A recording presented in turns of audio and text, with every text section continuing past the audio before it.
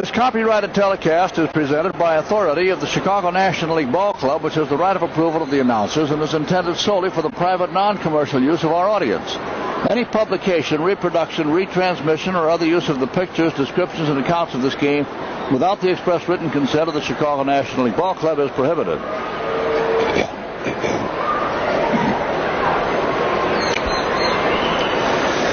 Well, hi, everybody. Once again, welcome to baseball at beautiful Wrigley Field on a good baseball day. Warm weather and sunshine here, a little on the hazy side. Nevertheless, it's a sunshiny day at the ballpark and a very special occasion coming up here now. Not only the Cubs and the Phillies, which is always very special, particularly when the two ball clubs are battling the way they are apparently this year for position, but also we have DePaul Day out here this afternoon. And, of course, everybody knows, I'm sure by this time, what a remarkable job DePaul University has turned in basketball. And so the Cubs would like to honor DePaul University and their fine coach and their fine players today. We've got a kind of a special occasion out there.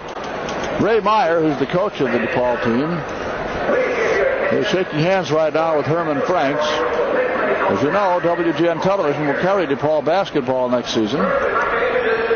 And you can see John McClendon and also Jimmy Enright, who just recently joined Ray Meyer in going into the Hall of Fame.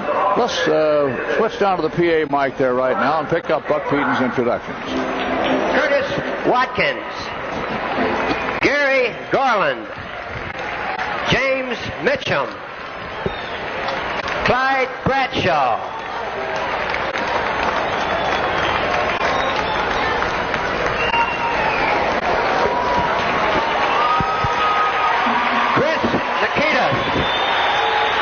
Scott Burlesell, Sam Manelli, and Tom Barr. They are, ladies and gentlemen, students of the First Catholic University in the state of Illinois and members of part of the Cubs salute today, the Cinderella team which won the hearts of basketball fans all over the nation, the DePaul Blue Demons.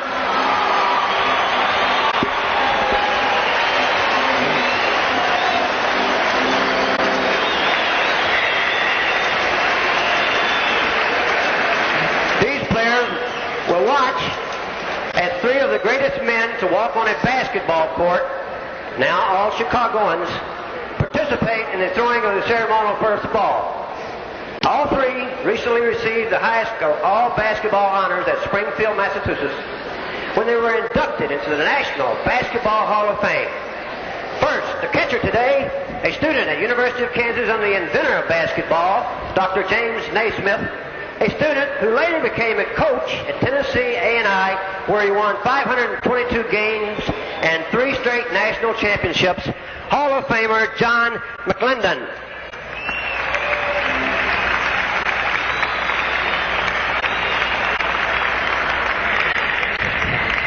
Who else could be chosen as the official of today's ceremony than a referee whose career in the Big Ten, Big 8, and the Missouri Valley spans 35 years. The man whose voice you hear over the Wrigley Field public address system during Cub games, Hall of Famer Jim Enright.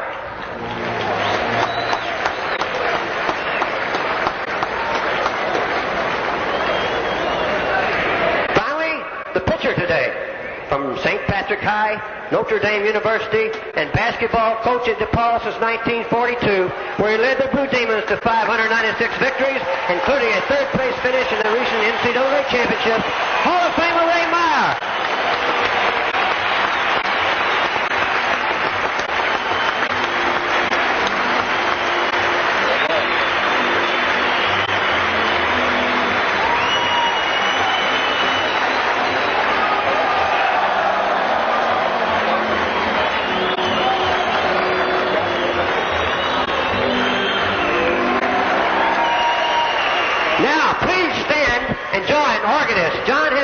Who coincidentally is a graduate of DePaul and former organist of the DePaul basketball team, as he plays our national anthem.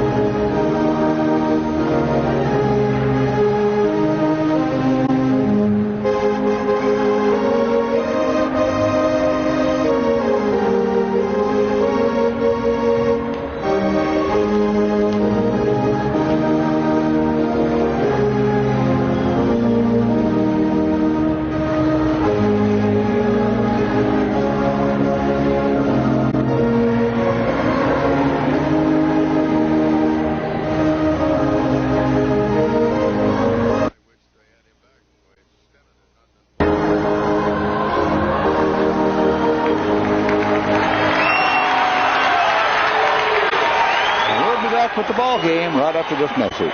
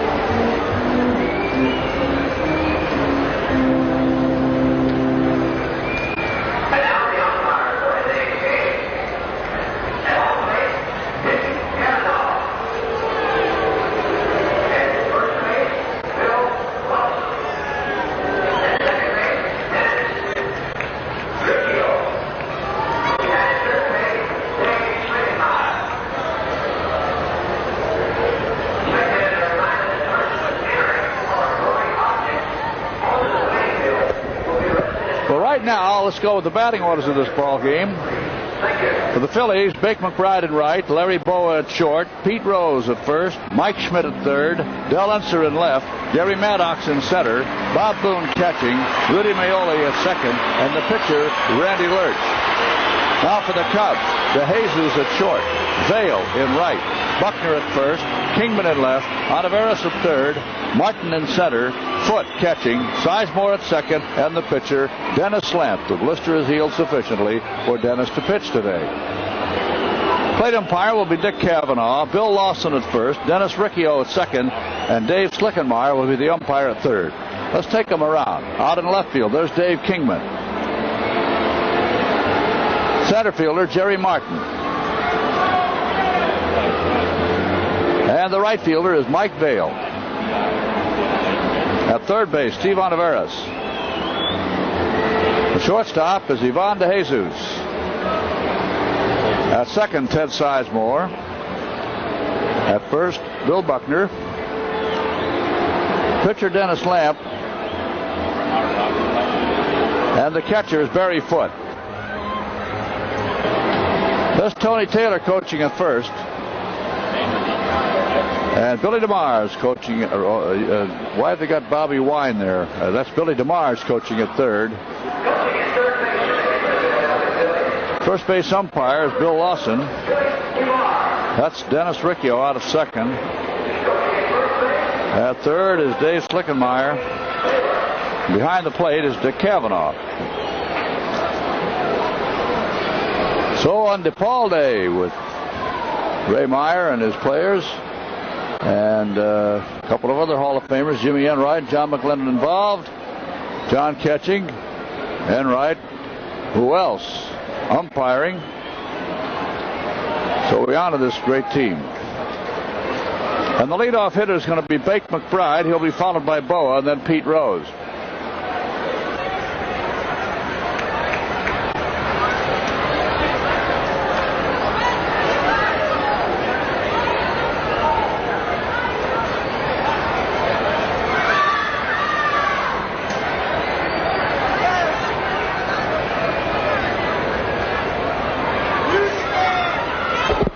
Dennis Lamp has won 3, lost none so far this year. Now, last year against the Phillies, he was 0-3.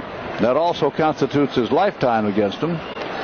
Randy Lurch, 2-0 last year against the Cubs, 4-2 lifetime. I remember one opening series here, year before last, when he lost a real heartbreaker to them. And there's a swing and a miss. We're underway. Bake McBride, 3 for 9 in the series. .216 batting average. 3 homers, 14 runs batted in. Ball 1, strike 1.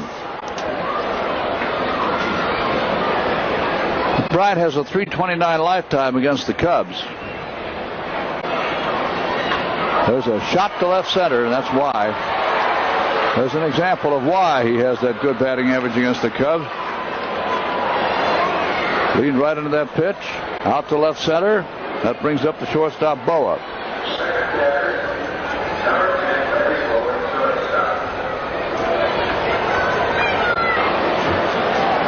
Boa 2 for 5, tossed out on yesterday's ball game. Batting average .287. No homers, 7 RBIs. McBride, a very fast man on first base. There's a line shot, left center. Look out, fellas. And Kingman tries for it. It won't work. That's going to bring a run in. DeMars, wait a minute, he's going to hold McBride up at third because Jerry Martin hustled over there and got that ball and prevented that man from coming in. Boa gets 2 on it, and McBride goes to third. McBride is very possibly the fastest man in the National League, and that's one of the reasons we thought he might be sent on in. Here is Kingman making a great try for the ball, and of course backed up by Martin. McBride holds at third, men on second and third, nobody out. Pete Rose is up.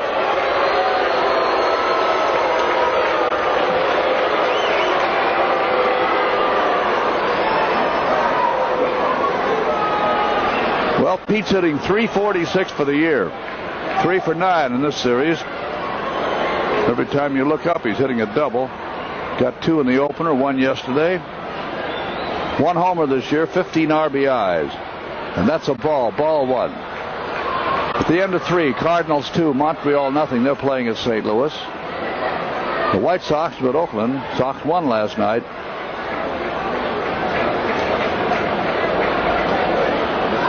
So Dennis Lamb.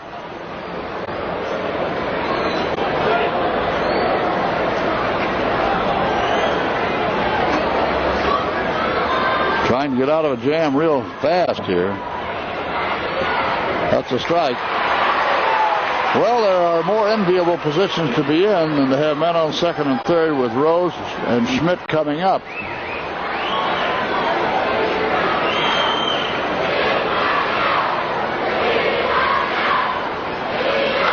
Ground ball, holds the runner, throws to third. They hit. Got McBride. Nice work, Dennis. That helps. Fielder's choice for Rose. The one hopper back to Lamp. Found McBride straying too far from third, and Lamp alertly grabbed him. There it is. Nice work. So Boa holds at second.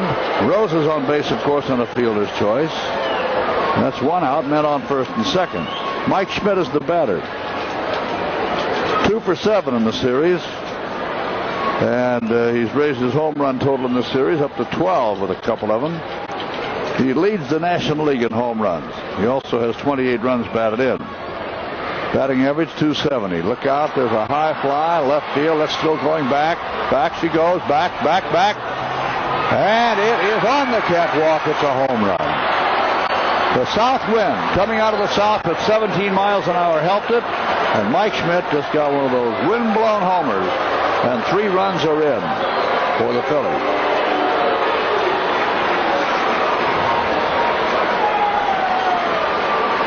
This guy has 9 home runs in the month of May.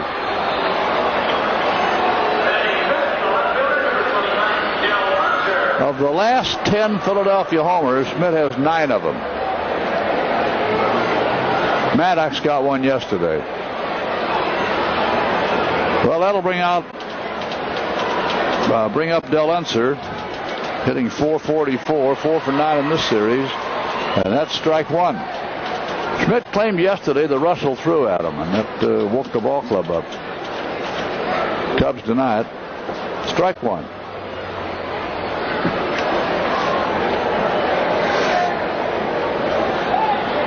Ball 1, strike 1. Schmidt has 13 homers, and 12 of them have been hit on the road.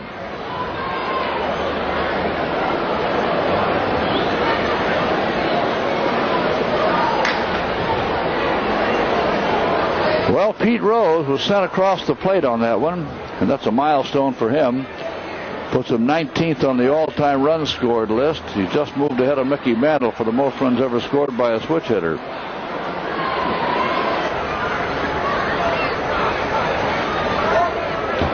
Ball 3, strike 1.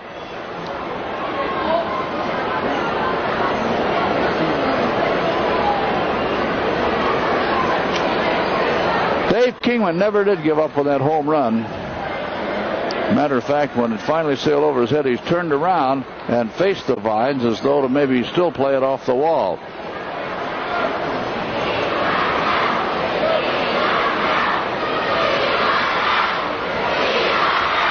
There's a smash, base hit.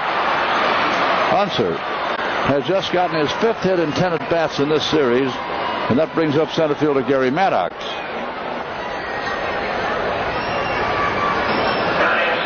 Mike Krukow was announced originally as the starting pitcher, and then they switched to Dennis Lamp when it was decided that his finger was okay, the blister had healed.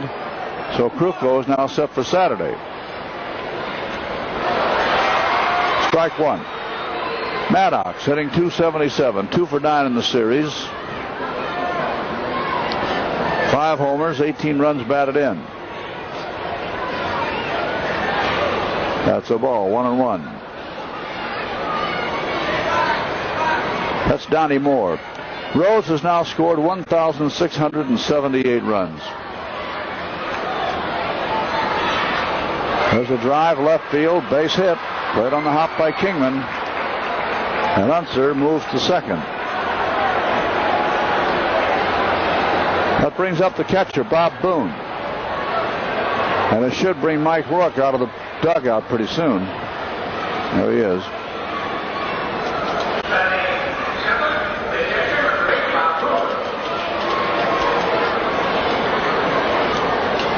Buckner and Barry Foote having a little talk with the pitcher, stalling things. Here comes Rourke. Usually when Rourke goes out, it means the pitcher will stay in. It's Schatzeder for Montreal against Martinez at St. Louis. And with the Cardinals at bat in the 4th inning, it's the Cardinals 2, Montreal nothing.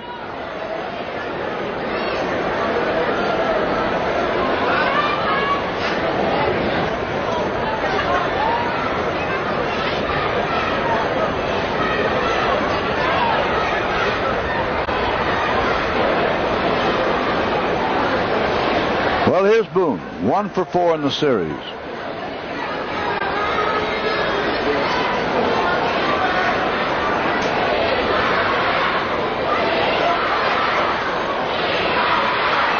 That's a ball, ball 1. Phillies 3, Cubs nothing in the first. Boone batting .237.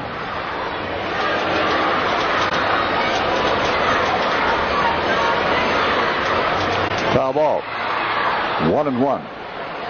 Unser on second, Maddox on first.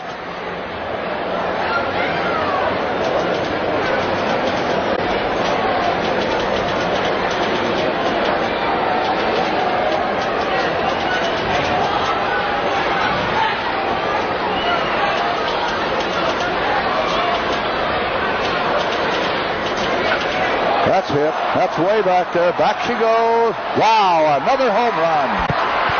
3 more runs in for the Phillies. The mighty Philadelphia Phillies, overpowering the Cubs in the very first inning, have now taken a 6-0 lead with Meoli, the second baseman, up. Dennis Lamp just served up Bob Boone's second home run pitch of the campaign. That brings out Herman. Of course, that means Lamp is gone now. And Donnie Moore will pitch for the Cubs.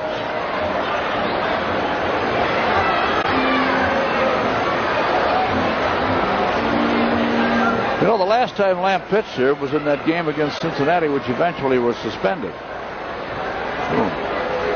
Lamp gave up 4 runs in the first inning that day, then shackled the Reds for the next 3 innings before leaving with that blistered finger.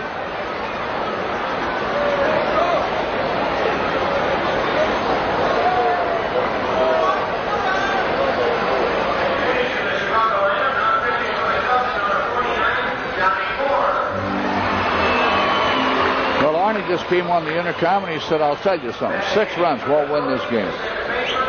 One of those days. 68 degrees here at the ballpark, and the wind is out of the south at 17. That means, of course, it's with the hitters. And here's Rudy Meoli. He pounded that ball a little bit yesterday too. Got a couple of base hits. He's hitting 185, 2 for 7 in the series. No homers, 5 RBIs.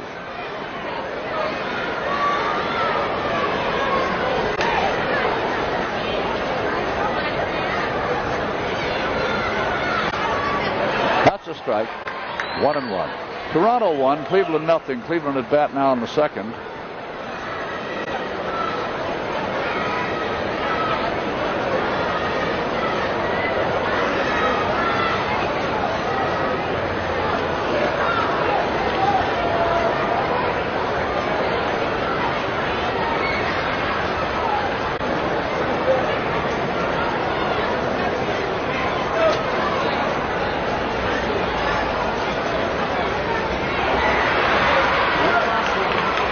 Two and two.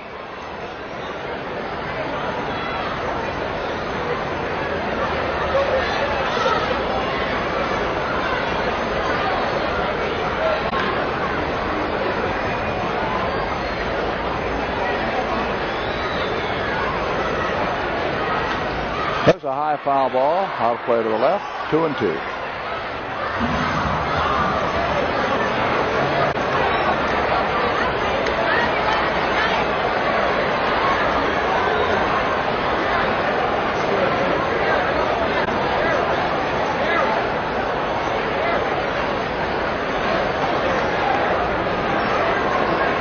Two and two. That's a strike call. So that's 2 out. Well, Jerry Martin out there in center field is going to be a busy guy today. He's been pretty busy already. Here's Randy Lurch. 1-2, lost 1. 4-2 lifetime against the Cubs.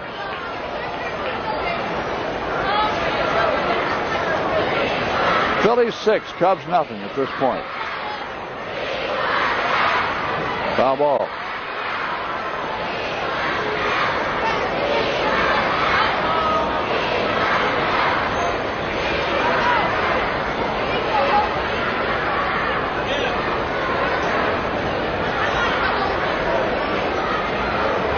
Ball 1, strike 1.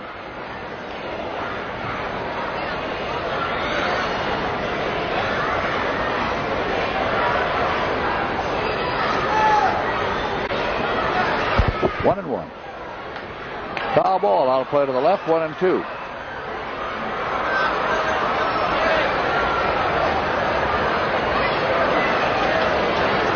One and two.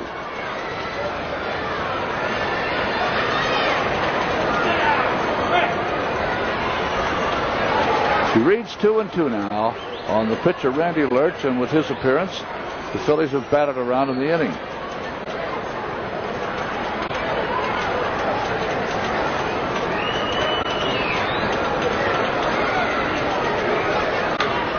Fly ball, left center. That's pretty well hit. Wow, come on. A home run for the pitcher.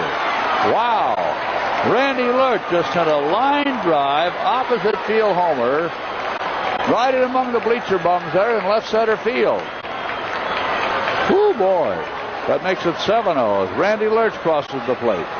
You may remember Randy. He clinched the division title in late September for the Phillies last season against Pittsburgh, and he got 2 home runs as well. Well, that means McBride is going to be batting for the second time in the inning. There it is. Phillies 7, Cubs nothing. In fact, this game is 4 days old and the Cubs haven't batted yet. Strike 1.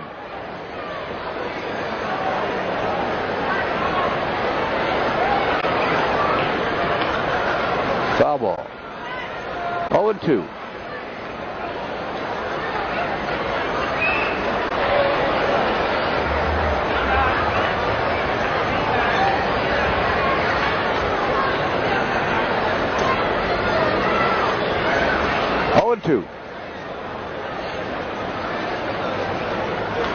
There's a bat handle pop-up. Should be caught. Olivares is there.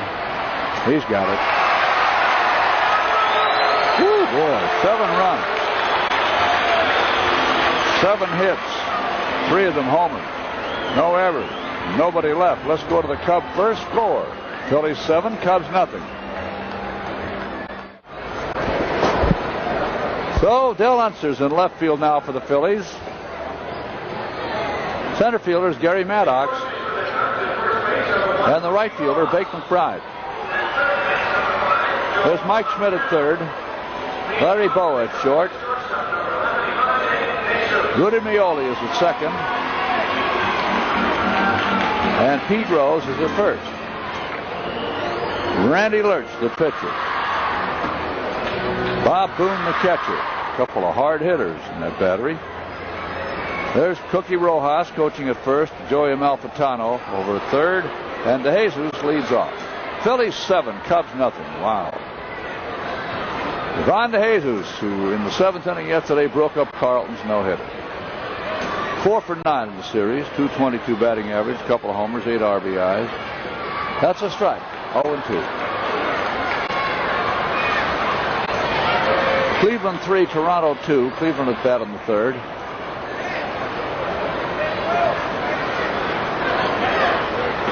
Low inside, ball 1, strike 2.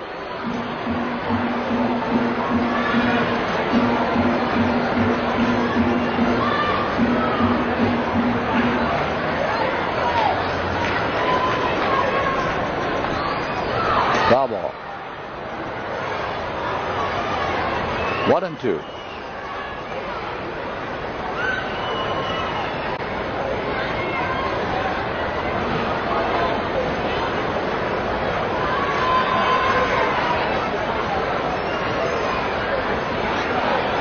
Foul ball. Ball 1, strike 2.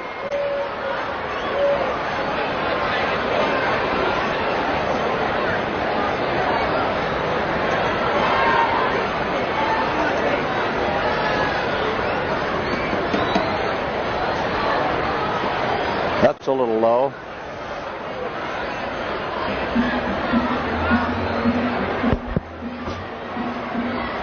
Two and two. There's a base hit for DeJesus. So he's on. And that brings up Mike Vail, the right fielder.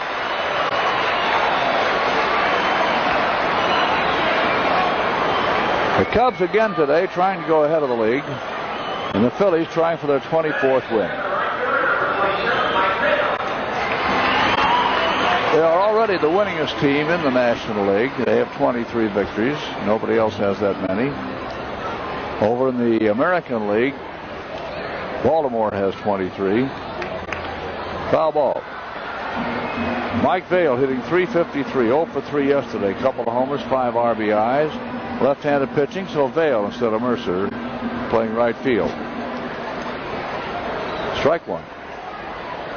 Strike. 0-2.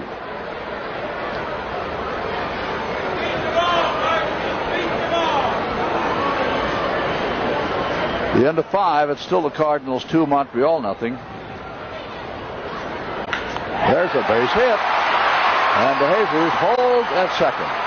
So Vail slices one, played on the hop by McBride. And that brings up Bill Buckner.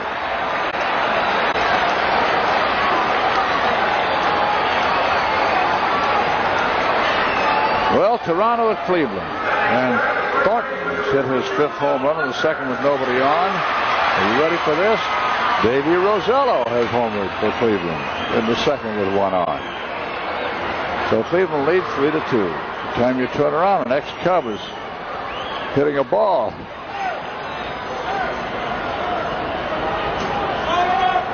No pitch.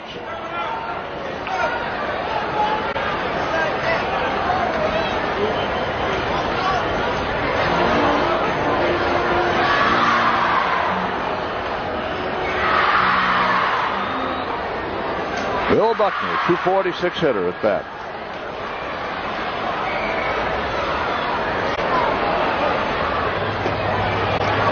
That's ball 1.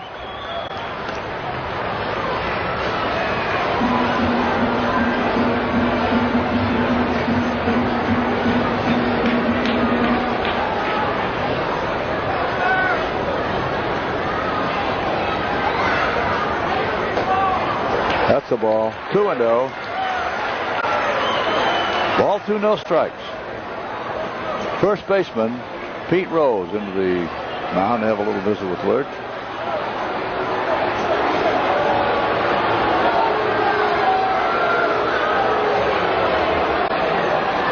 I asked Pete today if those first base fans are giving it to him. He said, no, not really. No. Ball 2, no strikes.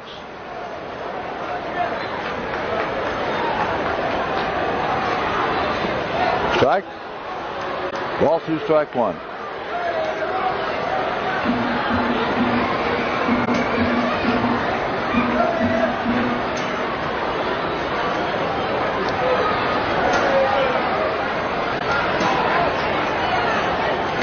There's a base hit. And a run comes in. That one just made it. Just made it over Rudy Meoli's head into very, very short right field. It was one of those spinners that looped out there, and it just barely made it. For a hot minute, it looked like Rudy might make one of those spectacular catches. Okay, there it is. Hangs up there for quite a while. So a run comes in on that one as DeJesus scores. Vail stops at second. That makes the score now 7-1. And Dave Kingman is up. 2 men on and nobody out. Just about a minute past 2. WGN Television 9, Chicago. And here's Mr. Kingman. And he takes ball 1. He's hitting .279. 9 home runs. 24 RBIs. 2 for 7 in the series. Dave Kingman.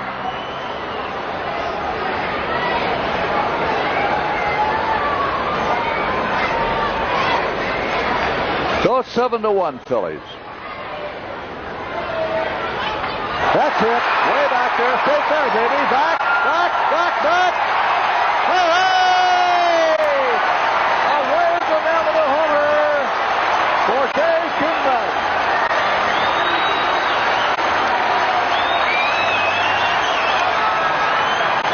Man, that one was almost on the roof of that building across the street. Woo, boy, did he tag it.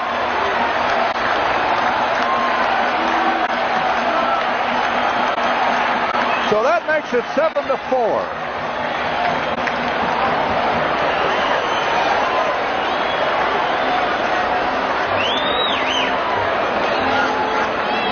Look where this ball lands now. Ooh, boy. The guy on the roof was getting ready to catch it.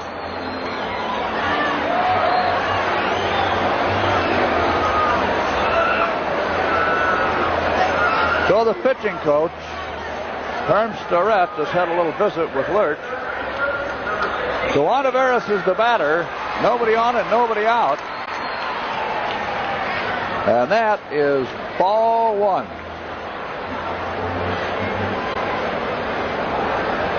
So the first 4 Cubs have scored. There's a ground ball, a good stop by Pete Rose. And he makes the unassisted put-out. For just a hot minute, it looks like Ontiveros is going to be on, too. That took a little doing to make that stop. Nice work by Pete. And that'll bring up the center fielder, Jerry Martin.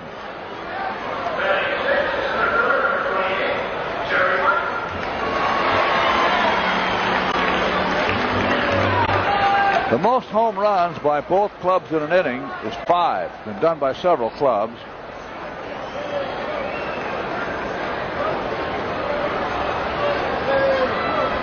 Matter of fact, the last time it happened in the National League was Cincinnati against the Cubs, July 28th in the first game of a doubleheader in 1977. Cincinnati got 3 of them and the Cubs got 2.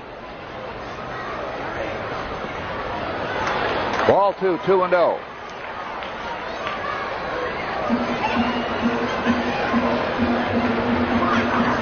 Jerry Martin, .276 hitter.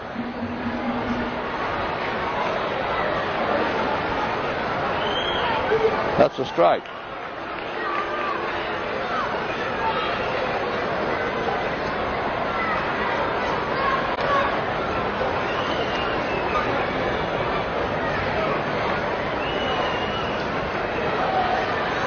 There's a base hit.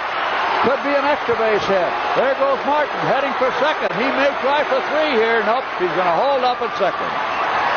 So Jerry Martin has just doubled to right center field.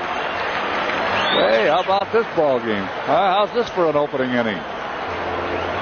Martin had 3 hits, including 2 doubles in the first game, and that's his 10th 2-base hit of the year. Here's Foote, Barry Foote. Got himself a grand slammer to really put the first game out of reach.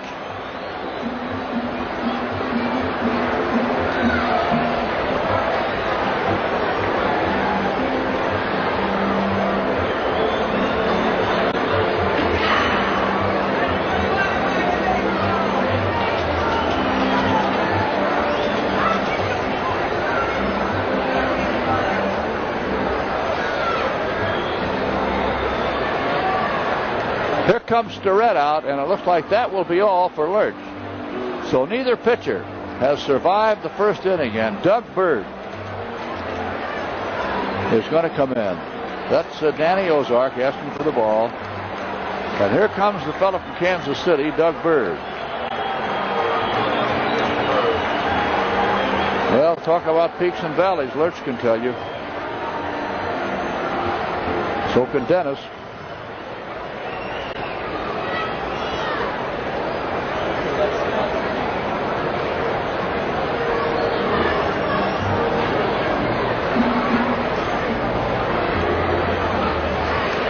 The score of this ball game is the Phillies 7, the Cubs 4. And Doug Bird will be the new pitcher. The first man he'll face will be Barry Foote, will be followed by Ted Sizemore, then Donnie Moore. Doug Bird, 29, 6'4", 180. And they got him in a trade with the Royals for Todd Cruz, April of this spring. It's been around 5 years, almost 6 in the majors. And going into the action this year, he had 49 wins and 36 losses in his major league career. And that's the way he stands right now. He has not been a pitcher of record yet, although he has been in 8 ball games. Pitched 14 1/3 innings, given up 20 base hits, walked 3, struck out 7, no saves, no wins or losses, earned run average for 8 games, 6.43. Cubs have a man on second, Jerry Martin, 1 out. And Barry Foote, the catcher, is up. Barry's trying to get that average up to 200. He has 193 batting average right now. When the Phillies came to town, he was hitting 185. He has 2 for 7, including that grand slam homer we were talking about. They also came up yesterday after the Cubs was lost. They were losing 13-0. Came up with a double in the 9th inning. With 2 out, he tried to score from second on a base hit by DeJesus, and he was out by about 20 feet. And that took care of that ball game. Ball 1, strike 1 now to Barry.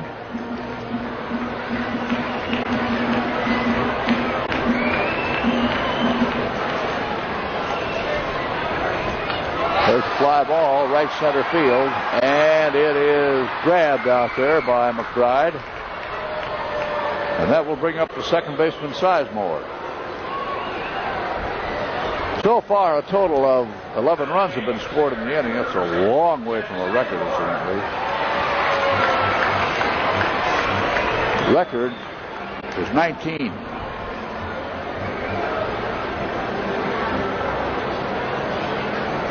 That's the old record. The modern record, this is the 19 before 1900. The modern record is 17. In the National League, Boston got 10, New York 7. Back in 1912, in the 9th inning of a ball game. That must have been some finish.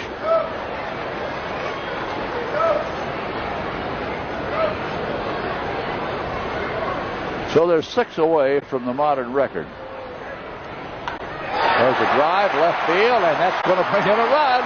Here comes Jerry Martin as Ted Sizemore laces a good shot to left center field. Martin scoring from second, and that makes the score now Philadelphia 7, the Chicago Cubs 5.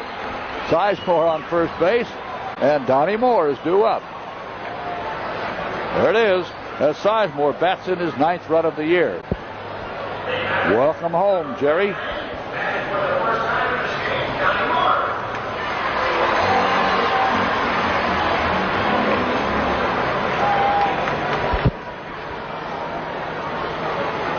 funny if Donnie poked one over that wall. Well, their pitcher did.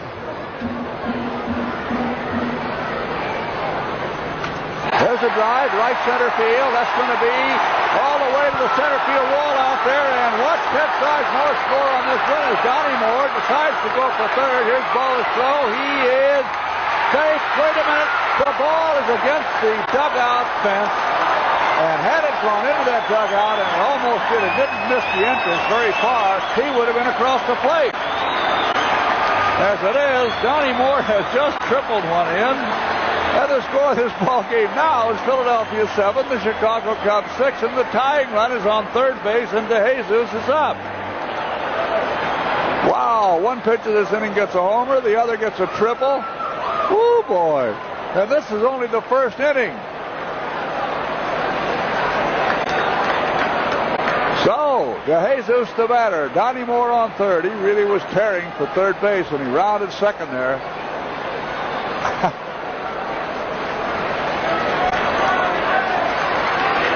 Wouldn't that have been something if that ball had gone on into the dugout?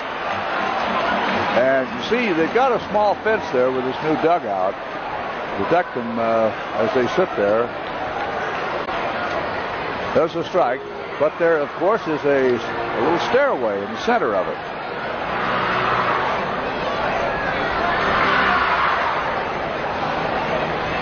That's a strike. 1-1. I'll make that 0-2.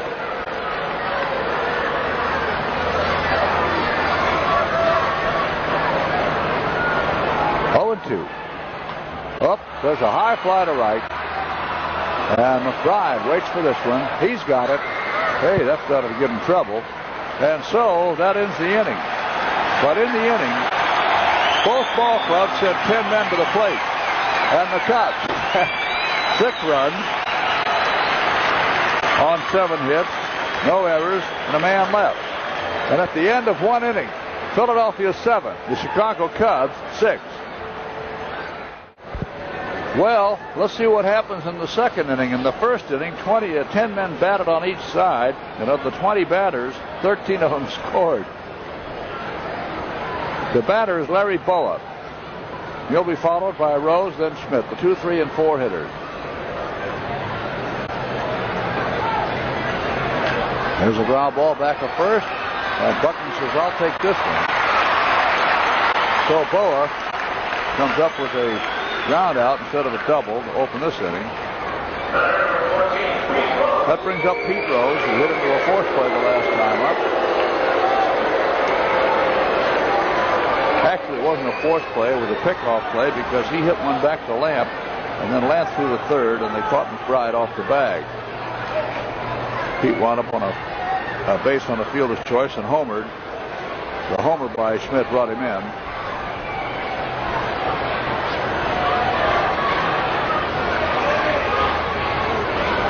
Ball 2, 2-0.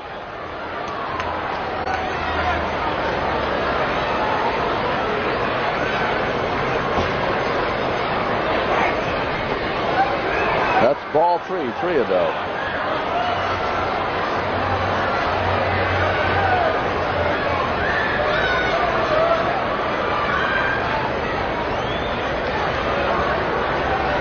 Ball 3, no strikes.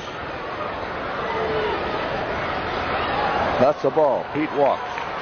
Here comes Schmidt, the National League leading home run hitter, who now has 13 as a result of his appearance in the first inning.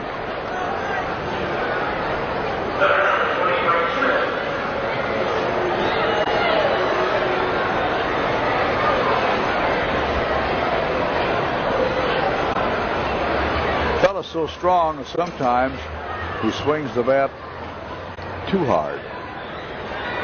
Ball 1.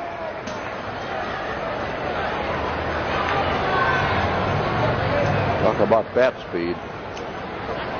He's really got it. Ball 1.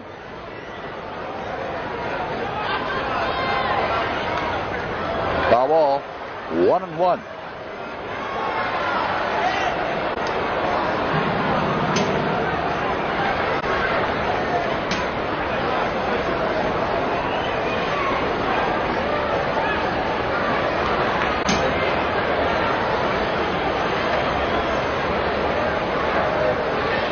The base runner is Rose.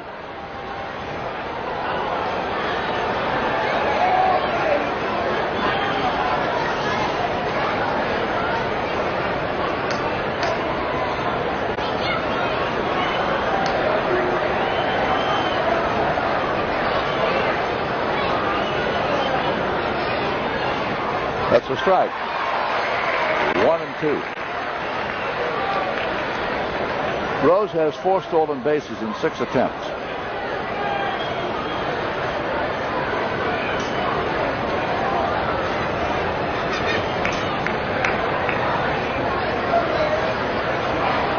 Fastball swung on. Very high pop-up. The wind could play tricks with this one. DeJesus, wait a minute, he grabs it. Both DeJesus and Sizemore were drawing a bead on this one. At the last second, Ted got out of the way, but when DeJesus made his move, it looked like he was getting out of the way too. Instead, he made his move to catch the ball. Not an easy try at all. Here's Unser, single the last time up.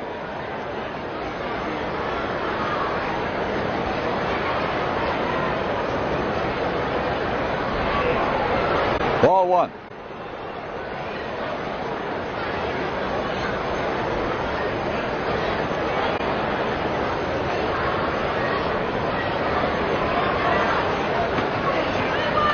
Foul ball. Ball 1, strike 1. At the end of 4, still Cleveland 3, Toronto 2. Montreal got a run in the 6th. Cardinals now at bat in the 6th. St. Louis 2, Montreal 1.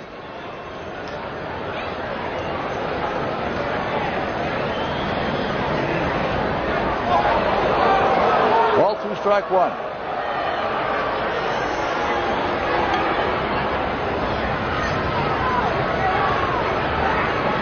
Ball 2, strike 1.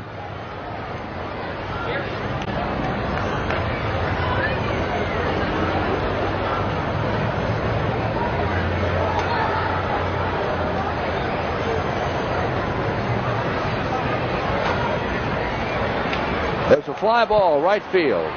Mike Vail is there. He's got it. Little different story in the 2nd inning. No runs, no hits, no errors, and a man left, so the Cubs need a run.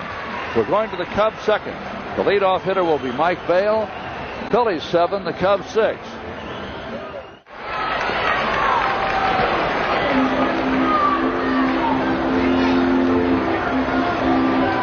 Well, here's the fellow who could tie up the ball game in a hurry, Mike Vail.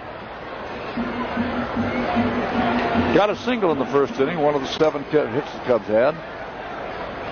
And that's a ball, ball 1. Phillies 7, the Cubs 6. If you want to see a crowd go crazy, see what happens if this guy hits one right now. Ball 2, 2-0.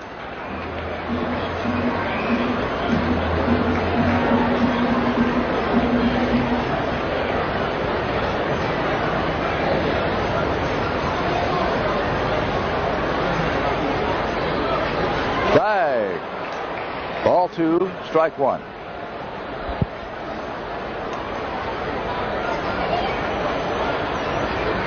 Ball 2, strike 1.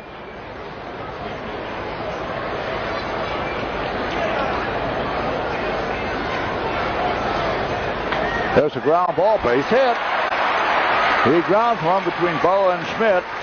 So the Cubs have a man on, and Buckner is up.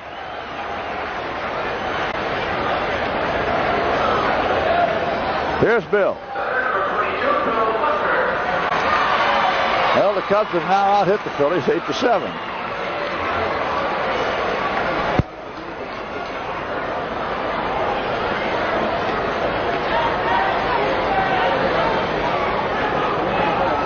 Right.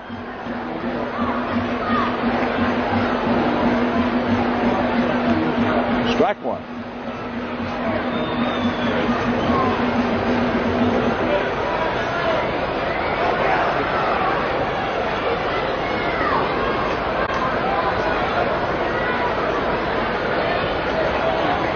Strike 1. Ground ball. That's a base hit. Into center field. There goes Vail racing for 3rd. No play on him. As Buckner grounds one up the middle. Cub runners at first and third. Nobody out, and Kingman, who popped one way out of here the last time at bat, is up. Oh, man.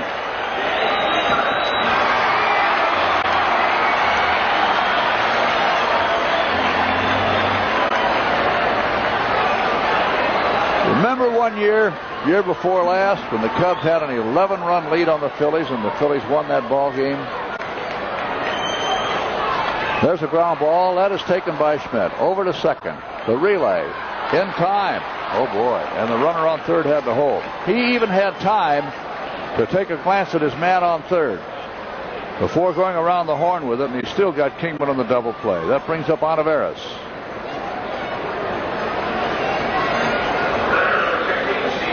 Buckner forced to second. Kingman doubled up at first. Vail holds at third. Olivares is up.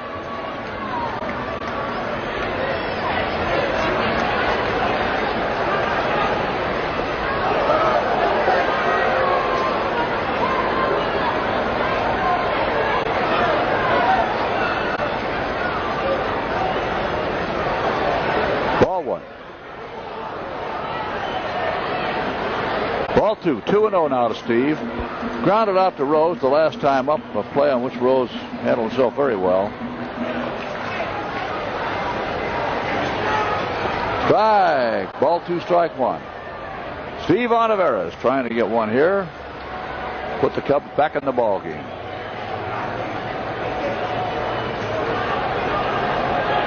Strike. 2-2. Doug Bird firing that low fastball and getting away with it. His fastball sinks. He fooled Olivares with it twice. Ball two, strike two. There's a ground ball. Back to first, taken by Rose. And Philadelphia is out of the inning. Boy, I hope that doesn't come back to haunt him. First two men up were on first and third with nobody out, and they didn't score. No runs, 2 hits, no errors, and a man left. At the end of 2, it is still the Phillies 7, the Cubs 6. Gary Maddox will lead off as Philadelphia comes to bat in the third. He'll be followed by Boone and then Mioli. Toronto's tied it up as 3-3. Toronto at Cleveland. Fly ball, short right center, dropping kind of fast. It is in and out of Mike Bale's glove. He tries for a sit-down catch out there, and Maddox winds up on second. That's a base hit.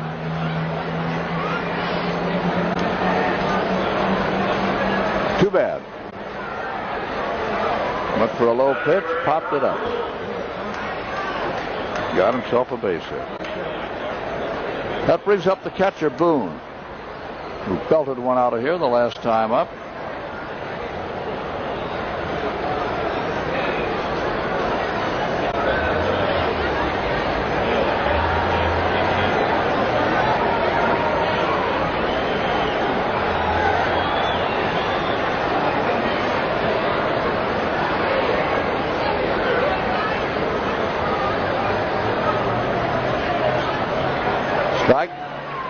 Strike one.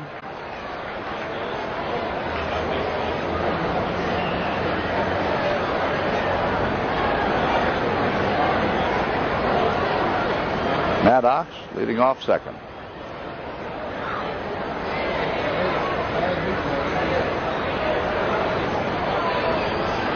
Fly ball, short left, dropping fast, base hit. And here's the runner racing for the plate. He is safe. Bob Boone taking second on it. And they're going to charge an error on Kingman on that one on the throw.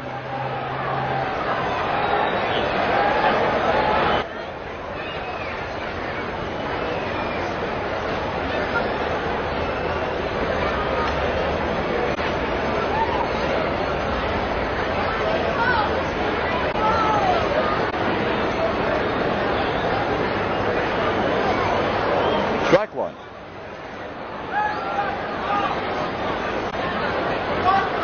Mioli was called out on strikes. He was the first man more faced when Donnie came on in the first inning.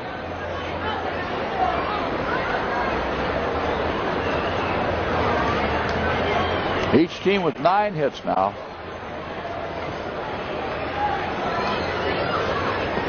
Fastball is low. 1-1. Ball 1, strike 1.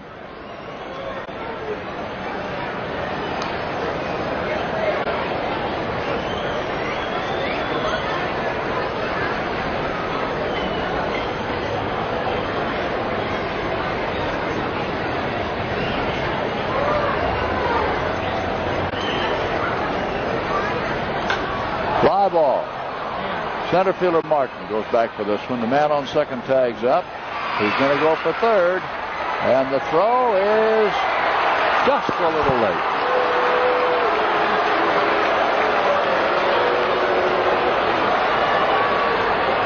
So Bob Boone takes third after the catch.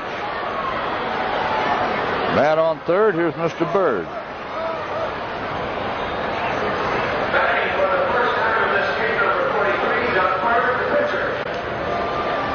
Safe at third. 1 out. Bird is 0 for 2 as a batter this year. 1 out.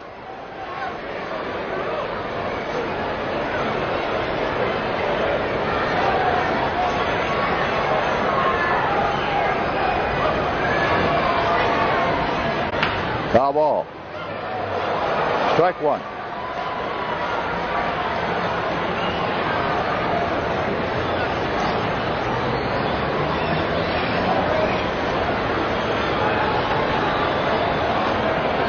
Infield pulled in.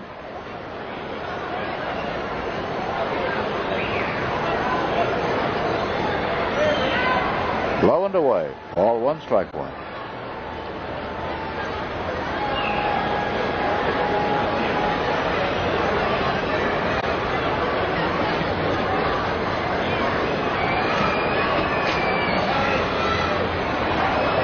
Ball 2, strike 1. Well, we have the pride of Auburn University up in the booth today, John Mengelt from the Chicago Bulls. Maybe we can have a word with John a little later. 2-1. Foul ball. Ball 2, strike 2.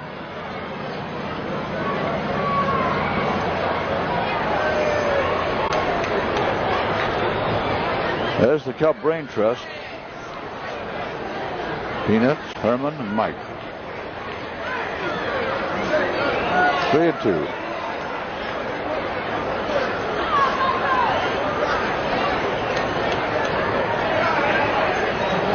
Ball 3, strike 2.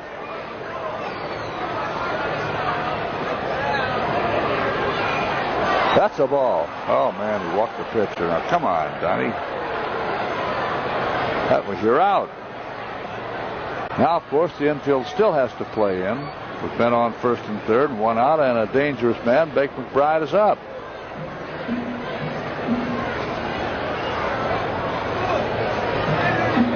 Like Hornsby used to say, you can walk up and hand him the ball. Tell him to do what he wants to with it. But don't walk him in that spot.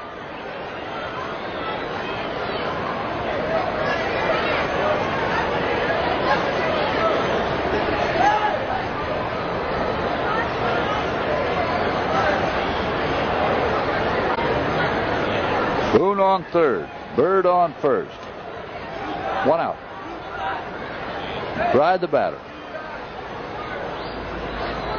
Low and away. Ball 1. That's Hernandez in the bullpen.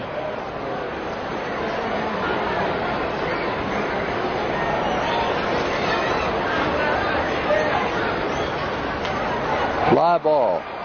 Dropping fast in short center. Another blooper hit. Another run in. Oh boy.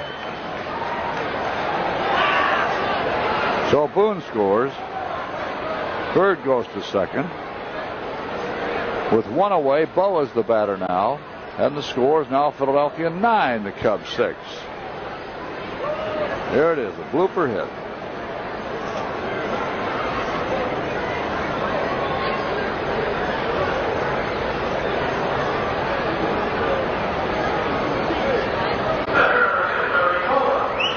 One of those those days, huh? Not exactly a connoisseur's delight, but sure action. A lot of action.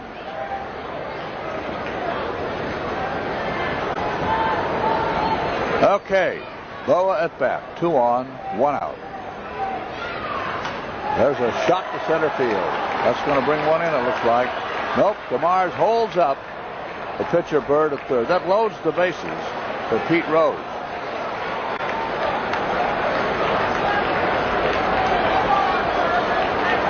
Bird on third, Bride on second, Boa on first, and Pete Rose the batter.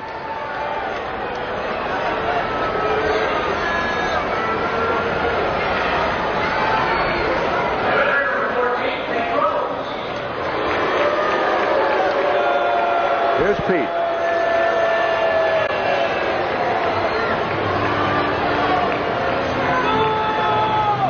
Said before the ball game,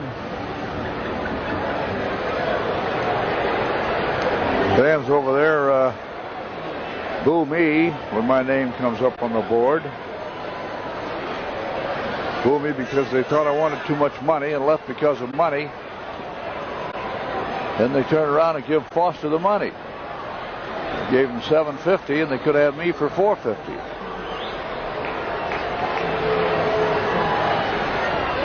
There's a fly ball left center. Look out. That's going to wipe the bases clean. 1 run is in. Bird is in. Here comes McBride. Boa decides to hold up at third as Rose doubles. And we've got ourselves a real marathon today. Now with men on second and third and 1 away, Mike Schmidt is up. Mike has a home run. And the score of the ball game now is Philadelphia 11, the Cubs 6.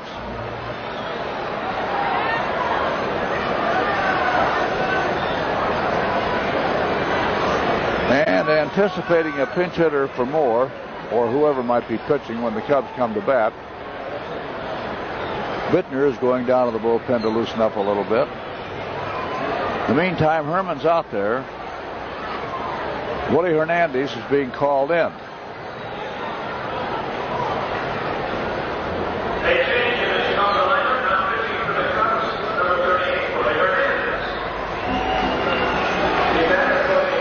Here's Mike. Men on second and third. And they're going to put him on. And pitch to Unser, who has 1 for 2. Ball 2. 3 and 4 coming up.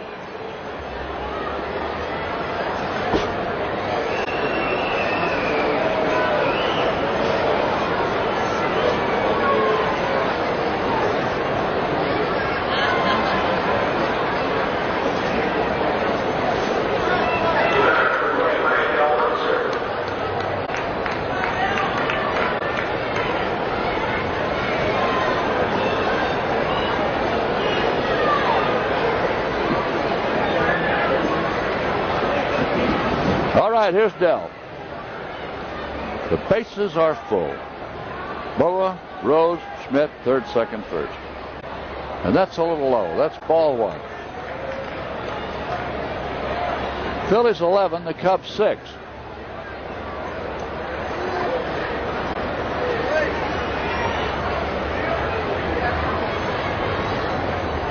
That's ball 2, 2-0. Well, this reminds you of one of those kid games, you know, the 2nd Street Tigers against the 3rd Street Wildcats.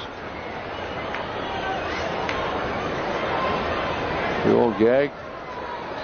What's the score, Sonny? Well, it's 38-0 against them, but we haven't batted yet. There's a high fly ball. It's foul down the left field side. Ball 2, strike 1.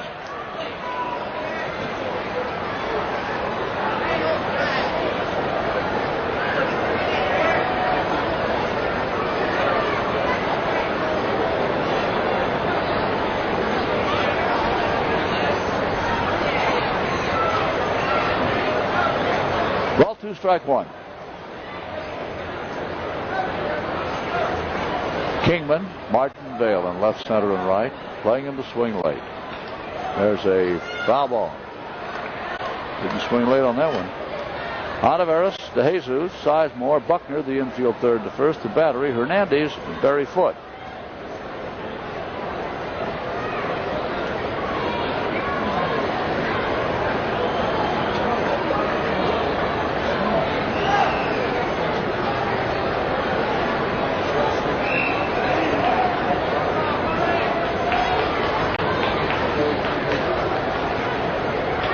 There's the tap down the first base side, and that will be 1 run in and an unassisted put out by Buckner.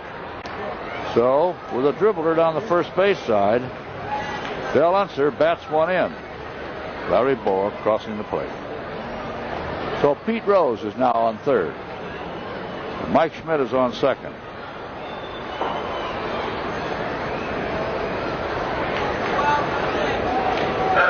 And Gary Maddox is the batter. The score now 12-6 Philadelphia. Runners on second and third. There's a high fly to left. That's pretty deep back there. That's going back. The wind's got it. Back she goes. Home run. Oh boy, the 17-mile-an-hour wind did it for Maddox. And that's his second home run in 2 days. So now 3 more come in. Pete Rose shaking hands with him. Mike Schmidt shaking hands with him.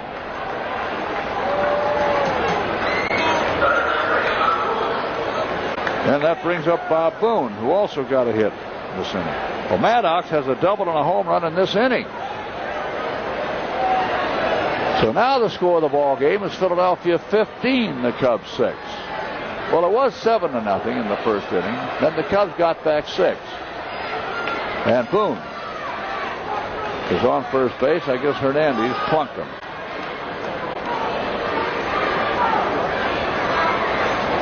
Let's take a look at it again.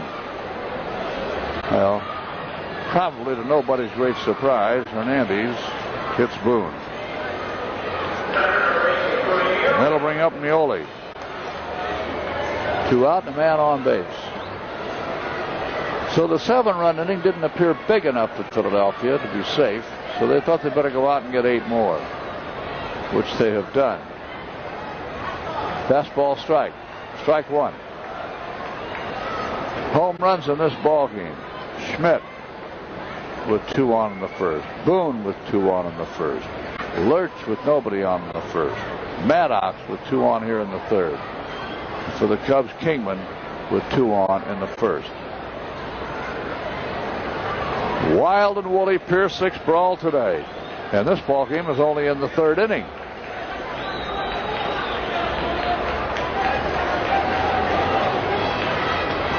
That's a ball. Ball 2, strike 1.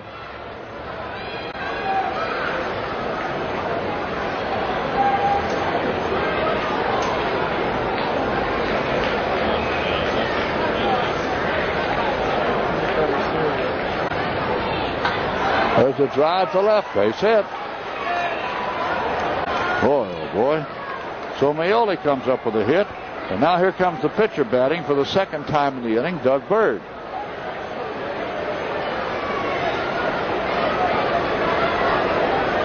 Well, the last time they walked him and paid dearly for it.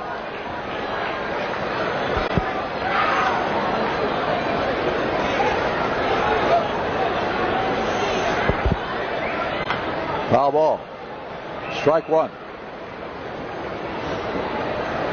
Philadelphia 15 runs on 14 hits. Cubs 6 runs, 9 hits.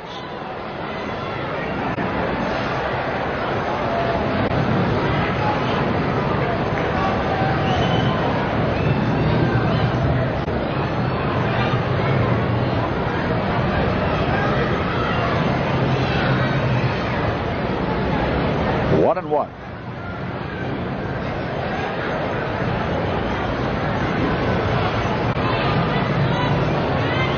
Ball 1, strike 1. Foul ball. Ball 1, strike 2.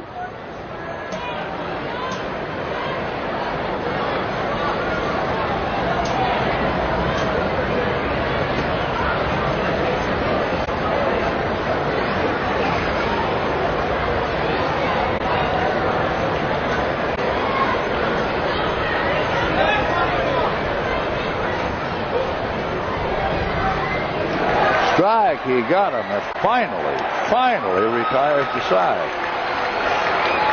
In the inning, 8 runs on 7 hits. There was an error.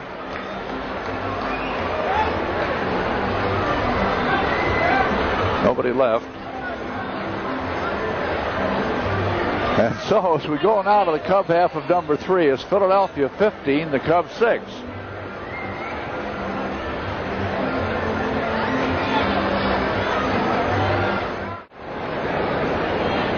Well, one of the real hard-nosed players in this game of pro basketball is John Mengill of the Bulls. John, welcome to the booth. Glad to be here today. Aren't you glad you're not pitching? Well, I'll tell you what, I used to do a little pitching in my days, and I'd pray like I wouldn't want to pitch on a day like today. 2 questions quickly, John. Number 1, who do you think the Bulls will draft? Well, I'll tell you what, Jack, that's an awful confusing topic at this point of the year. Evidently, Los Angeles has come to terms with Magic Johnson. That leaves Larry Bird for us if Boston doesn't sign him.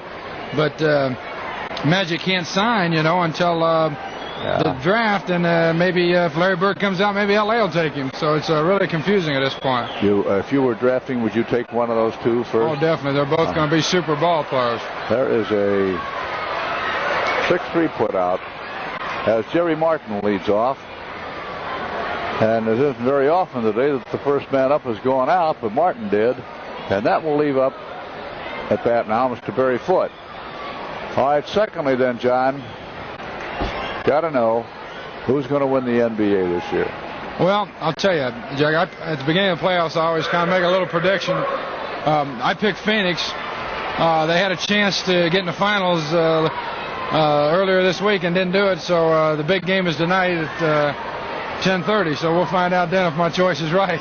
Which one is that? You mean... yeah, Phoenix and Seattle play tonight for the Western Conference Finals. If Phoenix plays Washington, you still like Phoenix? I still like Phoenix all the way, especially if Chuck Robinson continues to improve, and that'll improve their rebounding a lot. Okay. Good luck, John, and welcome to Wrigley Field. Thank you very much, Jack. Pleasure to be here. Good luck with Jerry now next year. You tell Jerry if he gives any trouble, we'll handle your case with him. Okay, He's good. an old friend of us. All right, this ball game is now in the Cubs half of number 3, and Barry Foote is the batter, and the Cubs are trailing by a score of 15-6. There's a ground ball, bobbled by Schmidt, picks it up and throws in time.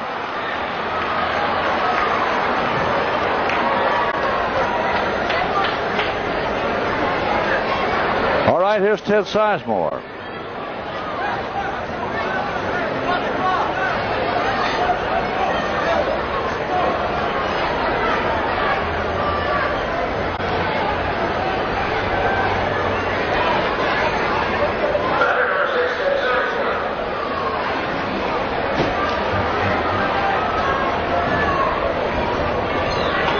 There's a fly ball, short right center. That's dropping in. That's a base hit for Sizemore. And Hernandez will bat. 2 out. Man on base. Hernandez up.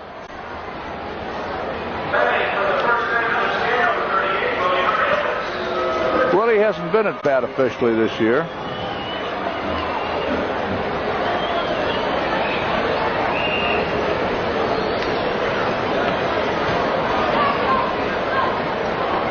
Fastball strike, says Cavanaugh. Strike 1.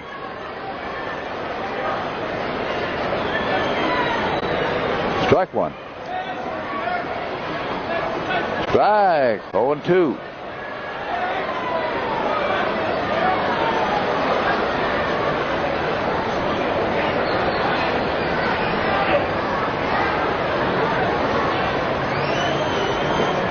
Whoop. That's some swing. Willie Hernandez went around and fell flat on his face. That is the swing of the day. Ball 1, strike 2. Look at this. Whoop. I guess he tried to check his swing or something. Yeah. Look at that. And Willie strikes out. And that retires the side. No runs, 1 hit, no errors, 1 left. I'm glad you're not hurt, Willie, at least. And at the end of 3, the score of the ball game, Philadelphia 15, the Cubs 6. We move now to the Philadelphia half of number 4. Phillies 15, the Cubs 6. Bake McBride leading off, top of the batting order. Hernandez throws, and that's a strike, strike one. Cubs have Kingman, Jerry Martin, Mike Vail in left, center, and right. Olivares, DeJesus, Sizemore, and Buckner, the infield third to first. The battery, Hernandez and Foote. Ball one, strike one. Cardinals would bat in the 8th. St. Louis 2, Montreal 1.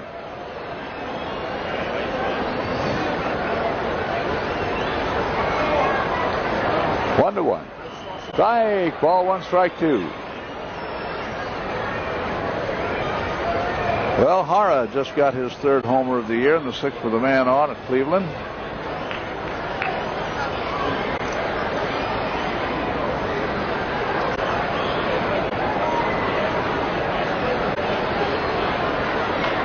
There's a high foul ball. May have a play if the wind blows this back into the area. Nope. Been there about 3 or 4 rows.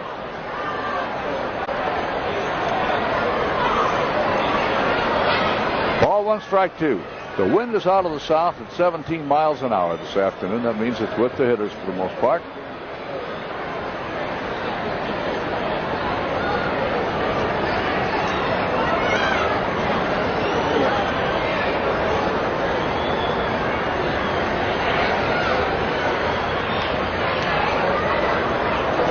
One and two.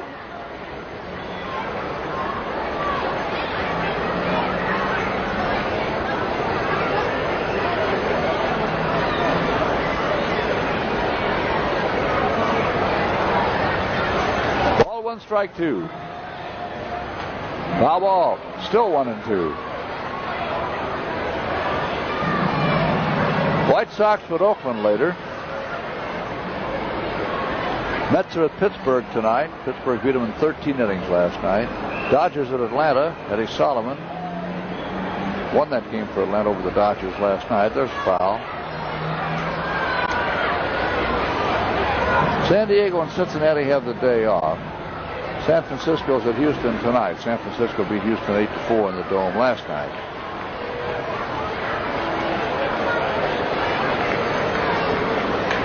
Fly ball. And back goes Jerry Martin. He's got the bead on this one. So that's one away. And that will bring up shortstop Larry Boa.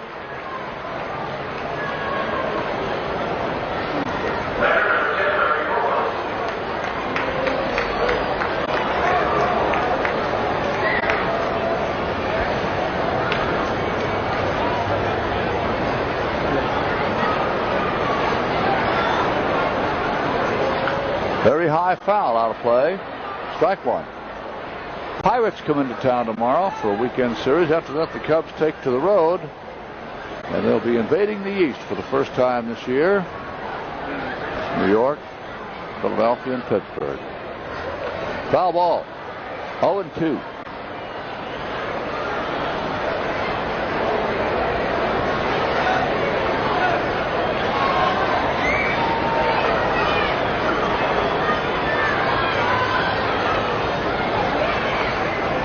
That's a ball. And Hernandez thought he had it in there. He thought he had strike three. Ball one, strike two.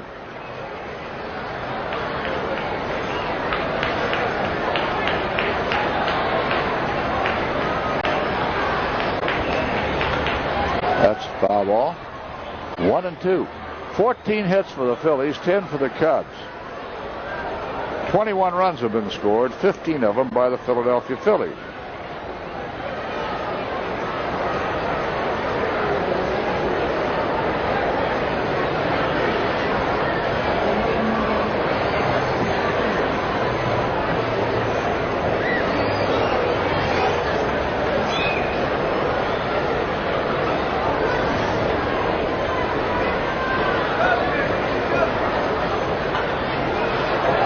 Hit. So Larry Boa whacks the 1-2 pitch right between Olivares and DeJesus. And that'll bring up first baseman Pete Rose. Came to bat with the bases full and doubled to left center the last time up.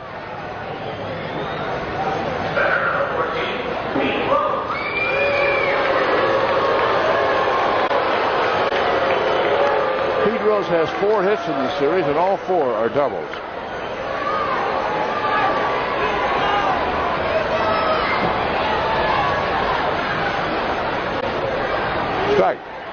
Strike one. WGN Television 9, Chicago, just about 3 o'clock, Central Daylight Savings Time. And the Phillies and the Cubs are in the 4th inning.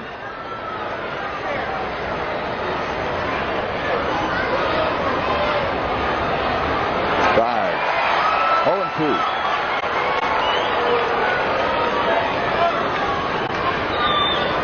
A no ball, strike 2 count.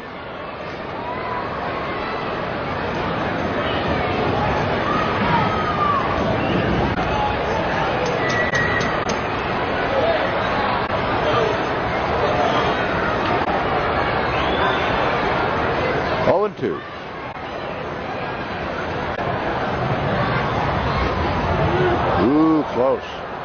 1-2.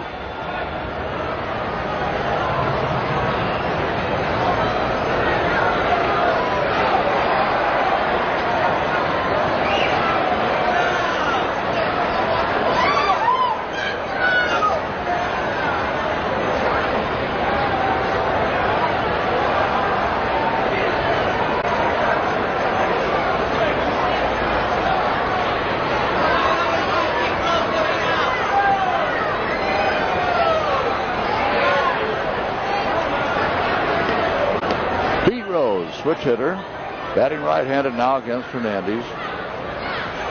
And Foot. And Willie want to talk it over. That brings Mike Rourke out.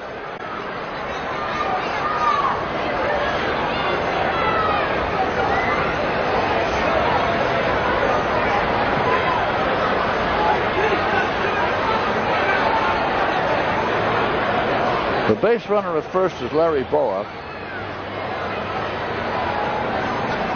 And Hernandez has some kind of a problem there.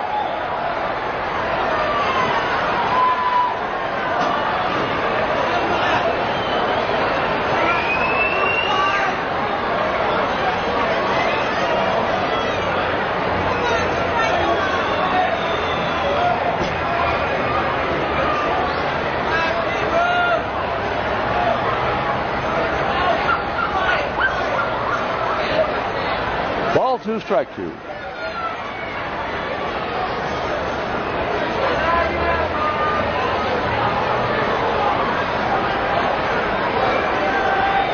Two and 2.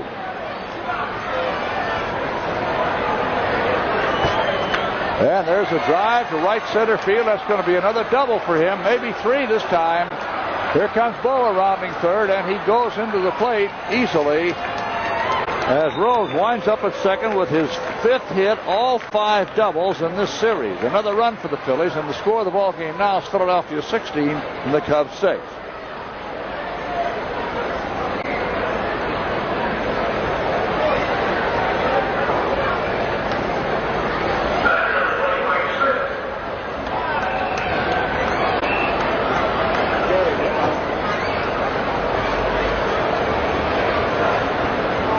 So here's Mike Schmidt getting another intentional walk. Well, yesterday the Phillies bombed the Cubs 13-0. And today they find themselves out in front of them by a 16-6 score. And a chance for even more here. We're only in the 4th inning of the ball game. Del Enser is now due up.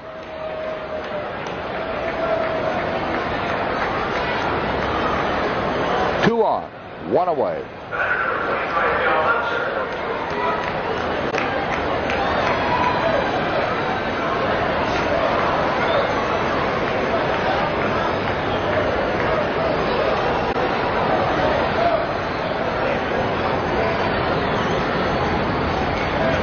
That's a ball. You know, the way these guys are pounding that ball, you have to wonder if somebody's not catching the signs and tipping the hitters.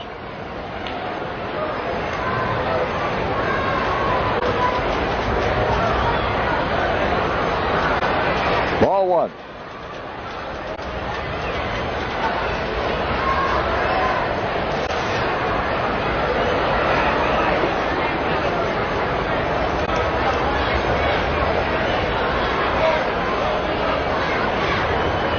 2, 2-0. They might have been stealing him yesterday, too.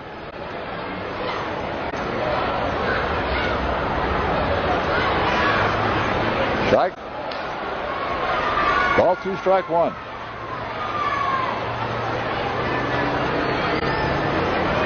Well, of course, sign stealing is a very respected art.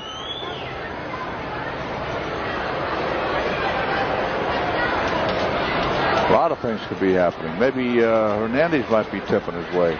There's a ground ball. Sizemore to DeJesus. And the throw to first is late because DeJesus couldn't dig the ball out of his glove in time. In the meantime, Pete Rose goes to third. So Unser's on base on a fielder's choice. Schmidt is forced. And Rose takes third. Now with men on first and third, Maddox is the batter.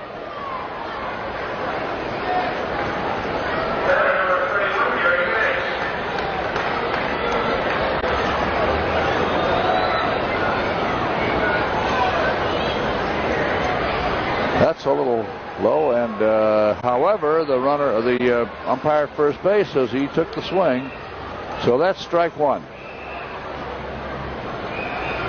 Maddox hit a home run the last time up. Got a homer and a double in the same inning, and he's going to get himself another double right here, maybe 3. There he goes. 1 run in. Pete Rose scores. It's another double by Maddox.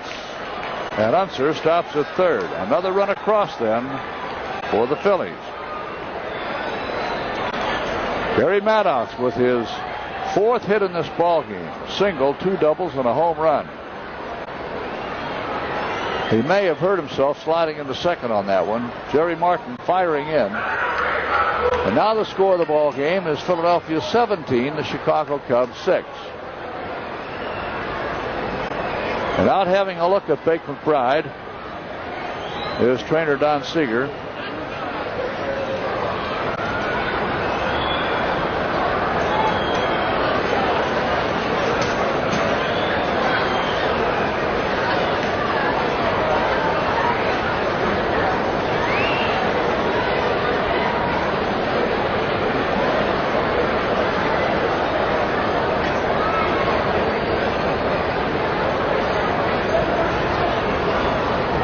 And it looks like McBride is going to come out.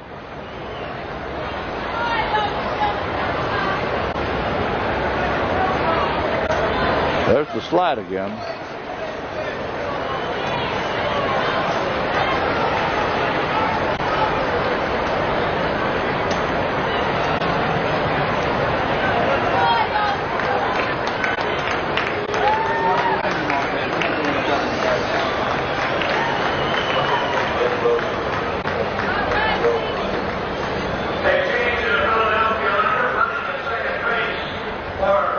Greg Gross is running.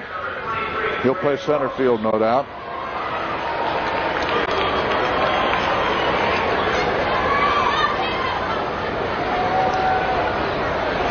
Runners on second and third, 2 out. And now the batter is catcher Bob Boone. They're going to put him on and pitch to Rudy Maioli.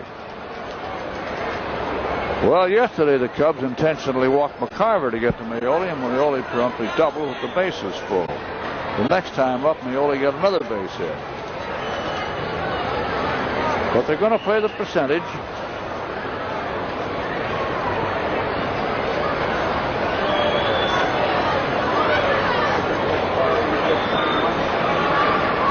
So Maddox winds up his day with a single, 2 doubles, a 3-run homer, and 5 runs batted in. And it's so early, he's still got plenty of time to take an afternoon nap before dinner.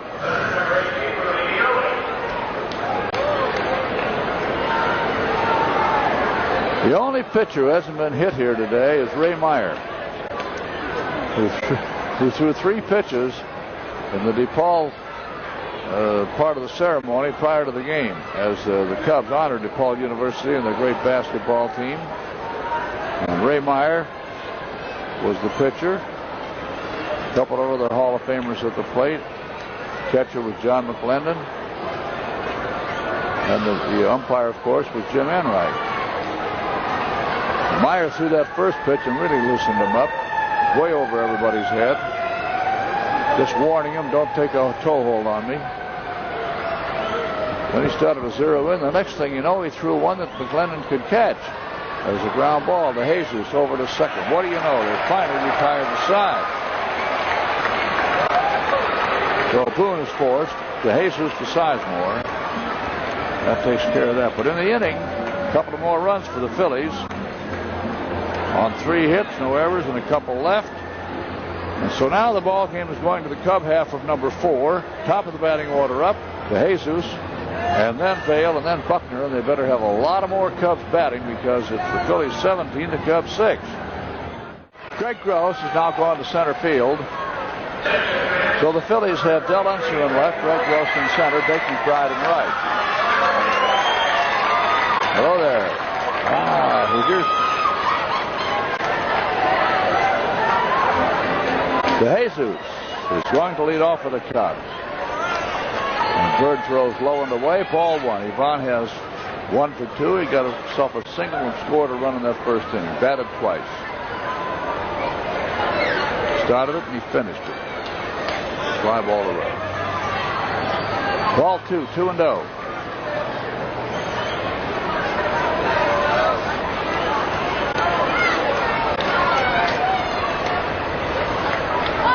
Foul ball. Ball 2, strike 1.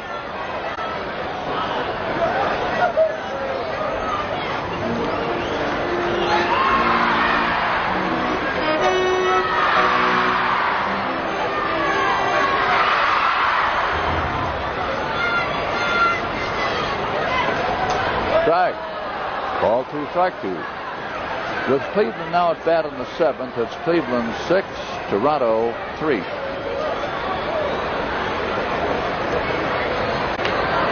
The end of 8 is still the Cardinals 2, Montreal 1. Strike. He went fishing for a bad pitch. 1 away. That brings up Vail, who has 2 singles and 2 at-bats.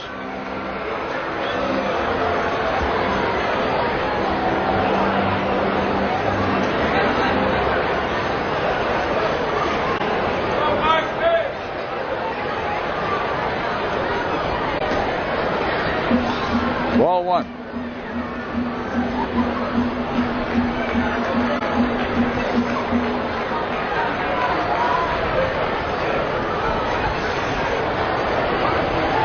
One and one.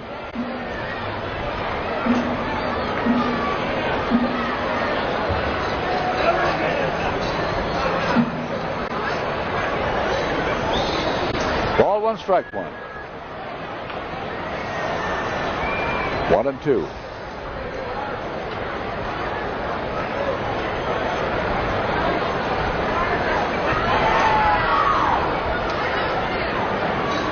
Ball 1, strike 2.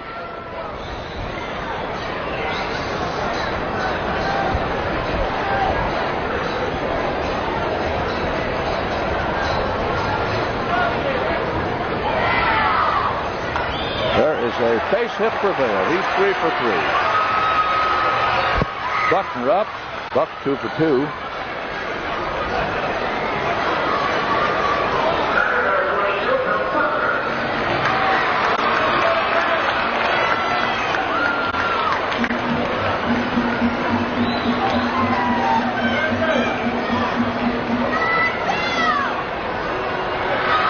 Kraybeck for the White Sox against Langford at Oakland.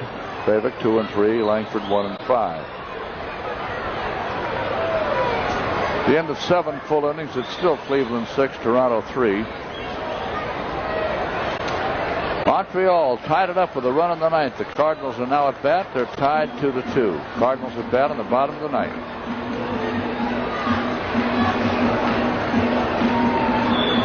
Soleta hit his first home run. Ball 3, 3-0. Well, Soleta was one of the guys they had in mind for pinch hitting power, bench strength, when they went after a stronger bench this winter up there at Montreal, and he just paid a little dividend. Ball 3, strike 1 now to Buckner.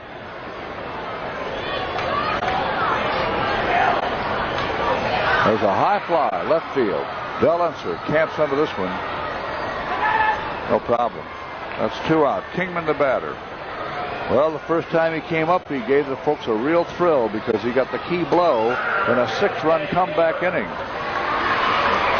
At that time, Cubs went into the first inning down 7-0, but they got 6 of them back in the very first inning, and it looked like they might even take the lead in the second inning when the first 2 men up got on first and third and nobody out. But then Kingman hit a double play ball without anybody scoring, and Olivares went out, and that was that. And Kingman is having his troubles with this umpire right now, Dick Cavanaugh. Called it a strike. Said that he went around.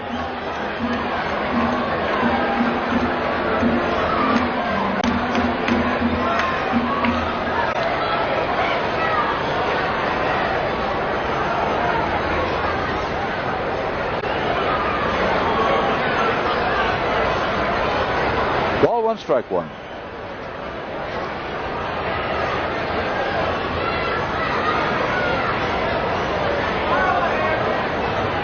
High over his head. Ball 2, strike 1.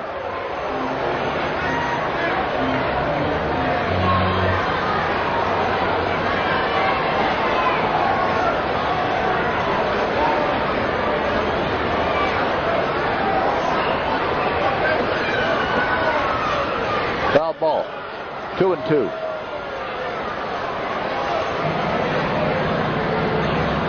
Ball 2, strike 2.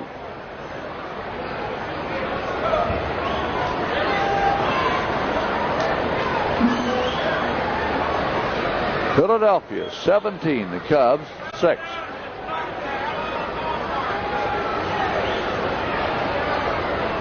Full count now, 3-2.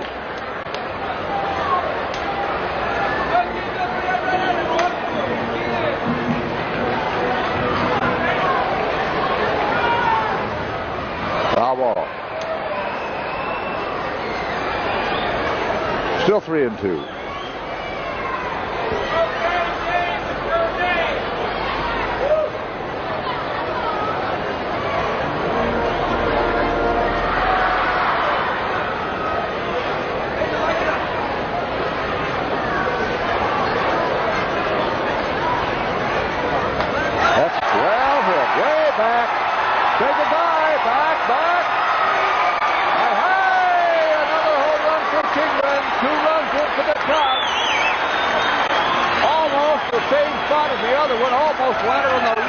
Building across the street on Waveland Avenue. Boy, did he belt that one. Woo!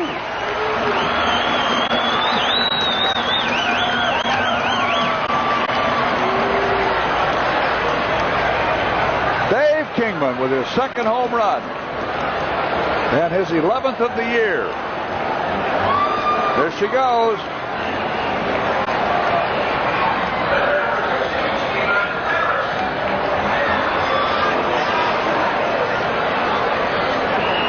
Man alive, there's a high foul ball now by Olivares, out of play, strike 1. So now the score of the ball game is 17-8. Only 9 to go, fellas. Let's get moving. The way this one's going, you can do it. Ball 1, strike 1. Olivares 0 for 2. He's grounded out twice to Rose.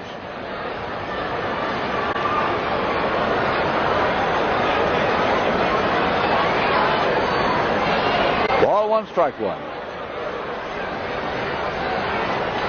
There's a high foul ball.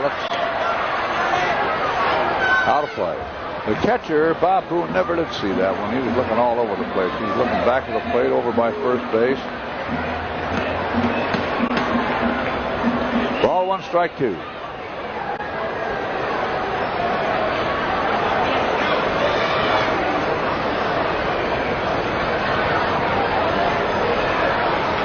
That's pretty well hit. Way back there. Back. Hey, hey! A home run for Olivares. Number 1 of the year for Steve. Oh, boy. Hey, hey, Stevie.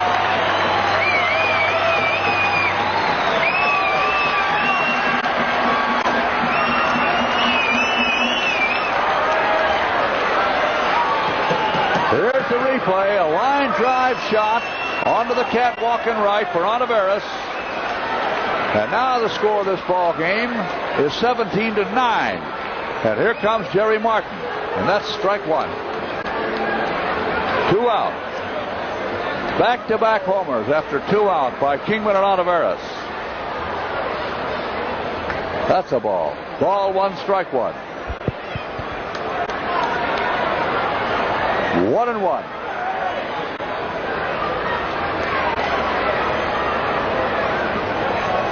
Ball 2, strike 1.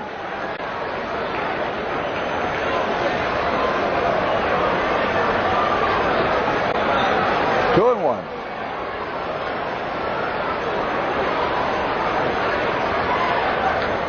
That's a high fly. That's pretty deep to center. Wilson's going back. Still going back. Back. He's got it at the 400-foot mark. Oh, man. If Jerry had just pulled that a few feet to the left, it would have been another one. As it is, 3 runs on 3 hits. No errors, nobody left. At the end of 4, the score of the ball game. The score of this crazy ball game. Philadelphia 17, the Chicago Cubs 9.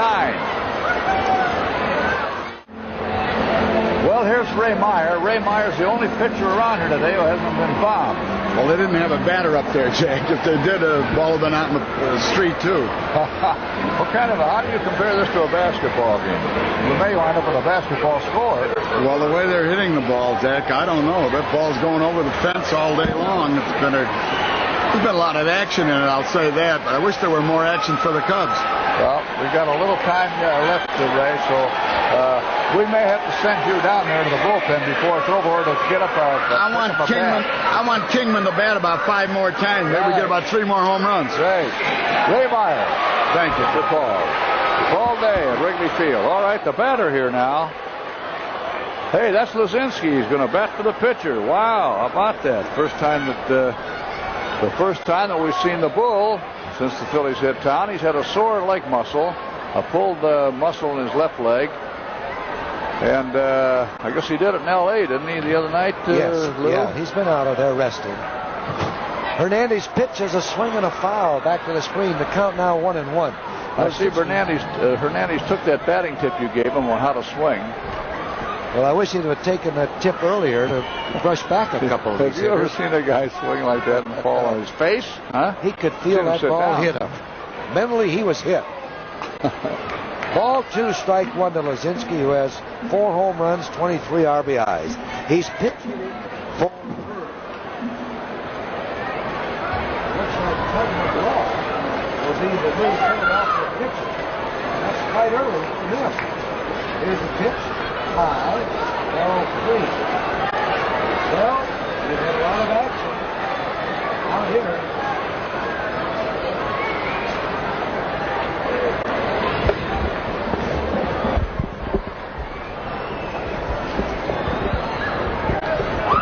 The Bull hits one foul down the left field line. The count is 3-2.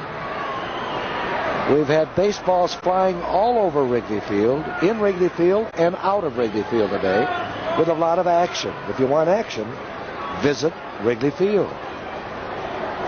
It's 17-9. 5th inning. Swing and a tap foul on Aletta. Luzinski is batting for Bird. Phillies, 17 runs, 17 hits. Cubs 9 runs, 13 hits. It's been one of those days. Ball 4 outside, so we perhaps will get a pinch runner for Luzinski. Aviles, it looks like, is going to run for Luzinski. Oh, I'm sorry. Espinosa, a pitcher, is going to run. Espinosa is going to run for Luzinski, and here's McBride at bat, 2 for 3 today.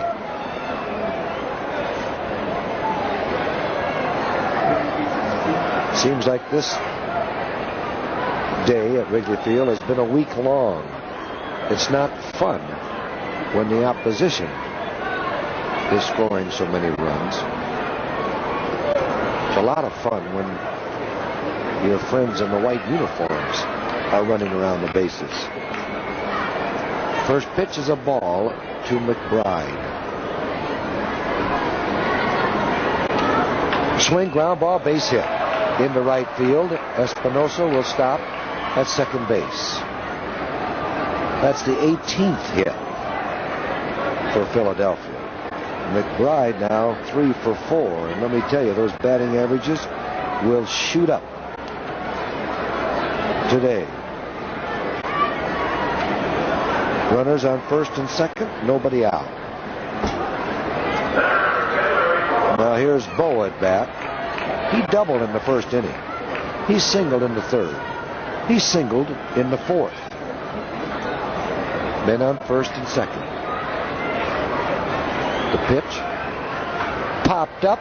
It could be trouble. Over Buckner's head, the wind carries it in play. It drops in front of Bale, bounces away from him, goes to the wall.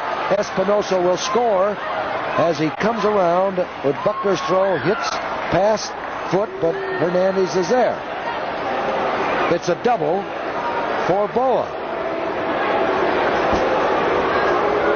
Here's the pop fly down the right field line, but that wind blowing out towards center field blows it back into fair territory, and it drops right at Bale's feet and bounces into the bullpen. Now here's Rose at bat. He has 2 doubles out of 3 times at bat. 18-9 as Espinosa scores. Rose batting right-handed.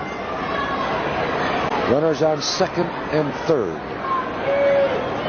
Nobody out as Bill Caudell starts throwing in the Cubs bullpen. Strike called on Pete.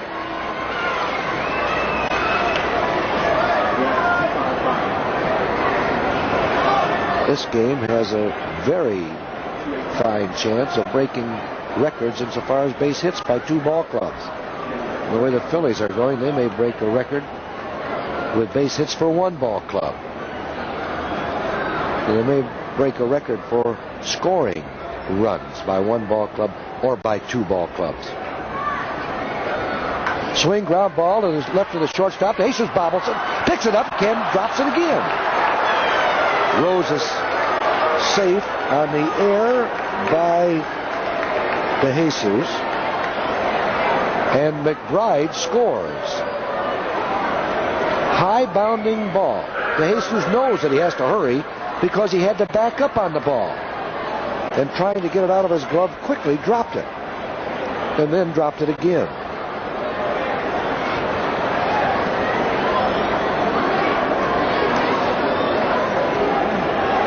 I'm not going to give you the score. I'm just going to go tell you that Philadelphia is leading. Or I may later on. First pitch to Smith. Outside, ball 1.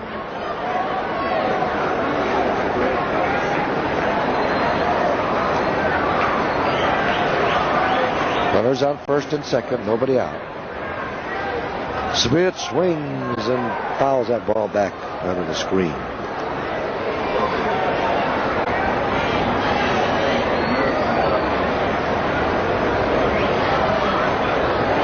Boas at second, Rose is at first.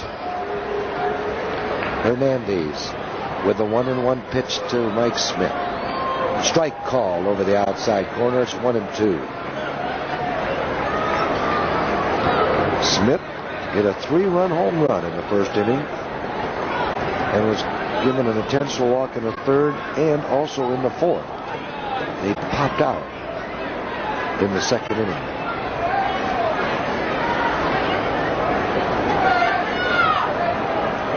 One ball, 2 strikes.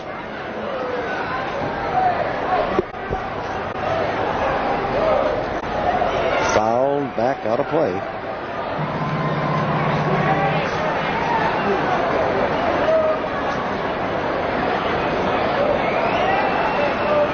There are extra innings that say foul, just third base and going into the bullpen. So the count remains 2-2.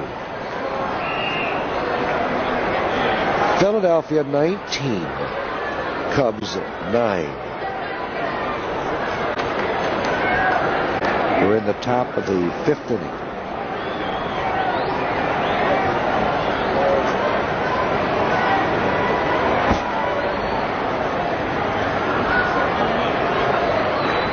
Low, ball 3.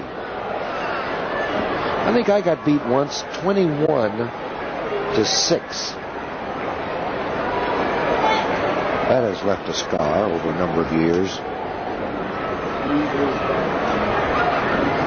3-2 on Smith.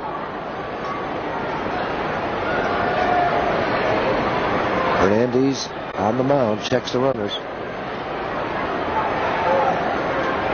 Curveball, tap foul. Ball hit the bat twice, but he was in the batter's box.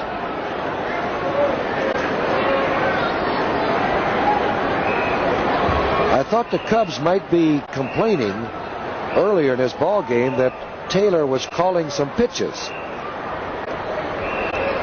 As Barry Foote went out to the mound and talked with Hernandez and then had a chat. And when Mike Rohrer came back, he hollered something to Pete Rose at the plate that somebody's apt to get hurt. As if you start calling pitches, the pitcher can change his style somewhat. And if you're looking for one pitch, he can throw the other. High outside, ball 4.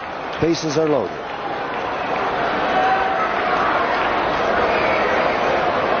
Bases are loaded, nobody out. Here's Unser. Rourke is coming out to have a chat with Hernandez. 6th man to bat here in the 5th inning. Phillies sent 10 men to the plate in the 1st. 13 men to the plate in the 3rd when they scored 8 runs.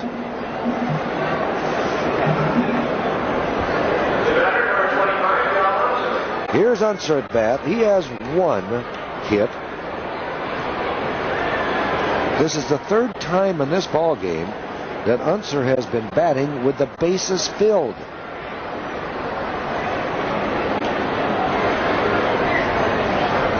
Strike called on the first fastball.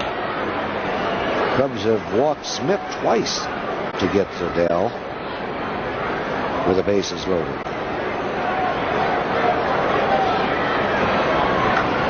Fly ball, center field. Martin is there. Boa tagging up at 3rd. Here comes Rose to 3rd. The tag by Olivares is missed as Rose gets up and claps his hands because he made a fadeaway slide and Olivares dove for him but missed the tag. Here's the tag up after this line drive to Martin in center field.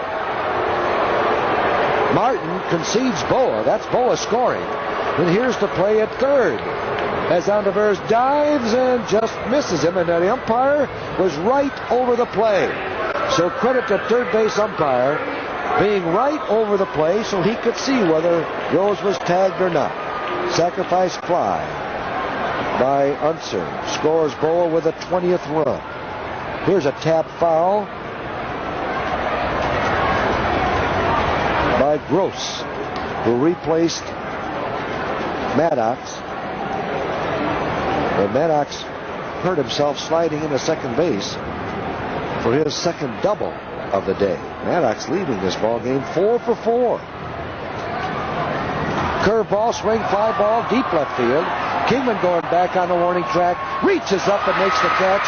Here comes Rose in to score, and there goes Mike Smith tagging up and going to second base. 21-9.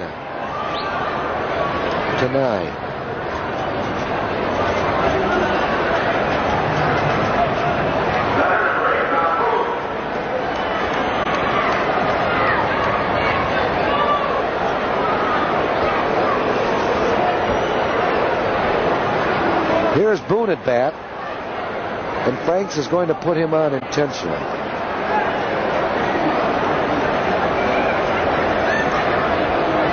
Hernandez now has walked 6 men, 4 of them intentionally.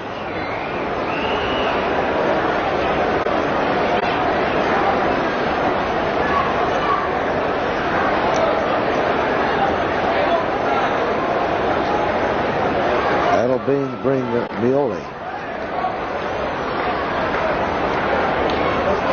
Well, Jack Rosenberg, our sports editor, has been in the record book. The National League record for most runs in one game by one club is 28. The 1929 Cardinals. The Major League record is held by the Chicago White Sox in 1955 and Boston in 1950. 29 runs. First pitch to Mioli, strike call. Phillies have batted around once again.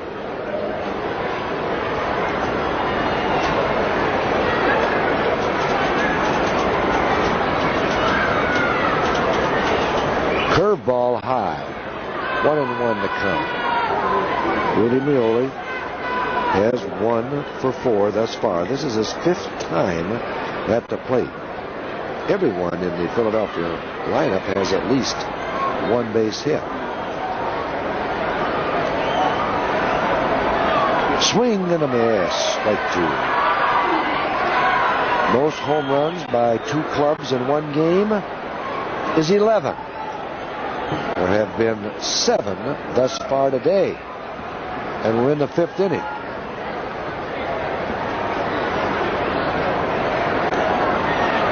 Low into the dirt. So records, insofar as baseball are in jeopardy today.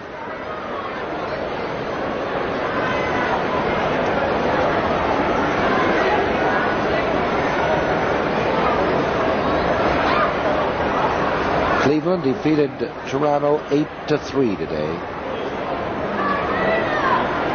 2-2 the count on Rudy Mioli. Stay with us. Anything can happen. It has happened. Or it will happen.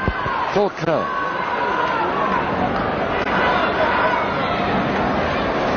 Three and 2 on Mioli. If he reaches base, we'll have another pinch hitter, because Lozinski pinched hit to open up the inning and walked and was removed from the ball game for a runner. So let's get Mioli out. Here's the 3-2 pitch. 2 outs. The runners are on their way. High ball 4.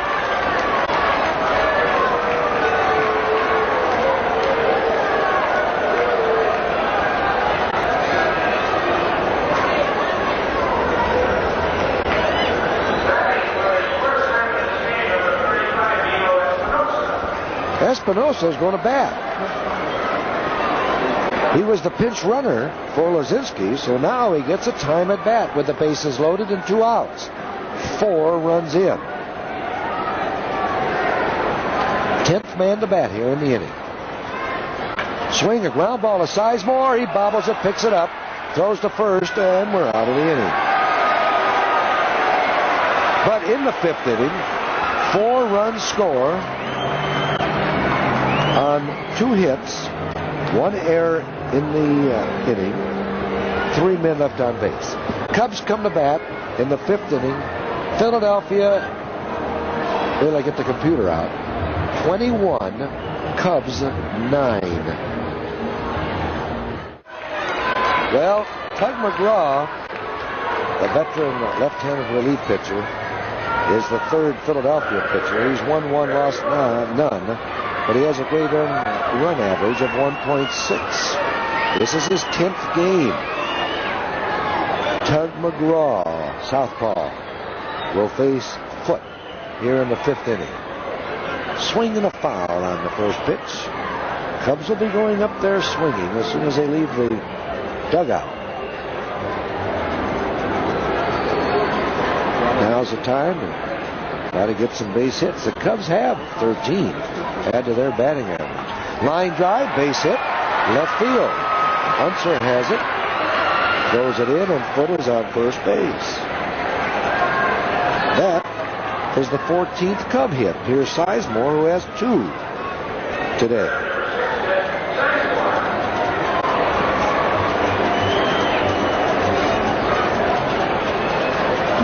Rose will play behind first base. I'm surprised that Ozark hasn't made some changes. And they'll come very shortly, I'm quite sure, to give a couple of his ball players a rest. So I would say that he will give each man now another time at bat. Swing and a ground ball foul past Amalfitano, coaching at third base. By giving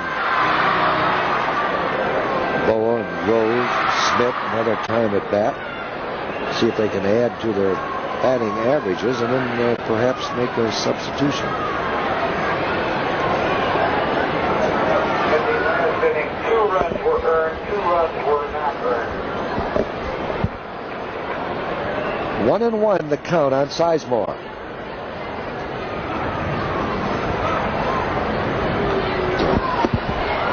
Ground ball to Smith and he bobbles it. He was handcuffed on the ball and it wasn't hit hard.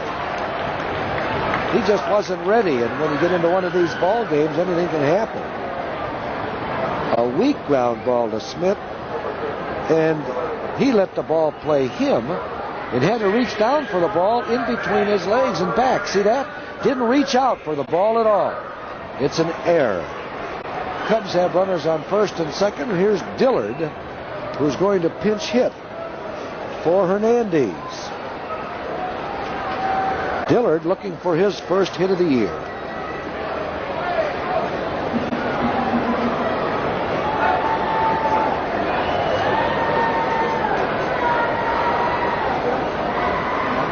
Curveball low.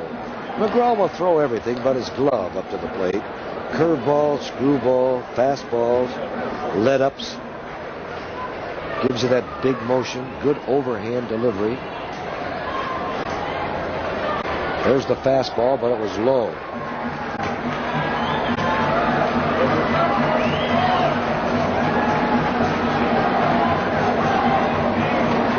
Phillies played Dillard straight away. High, ball 3. You never know in a ball game.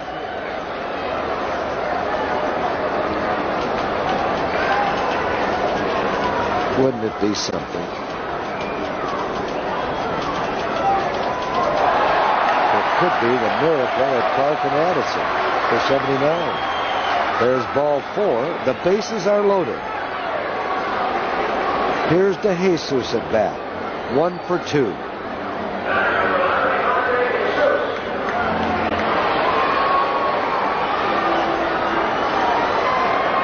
McGraw will take his windup. Foot is at third. Sizemore at second. Way inside with that breaking pitch. Ball 1, and McGraw has a little trouble. And Boone wants to go out and try to settle him down. So the veteran has lost his radar at the present time, insofar as throwing strikes.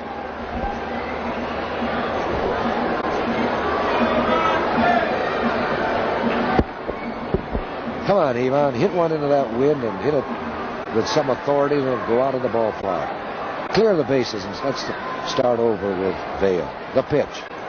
High, ball 2.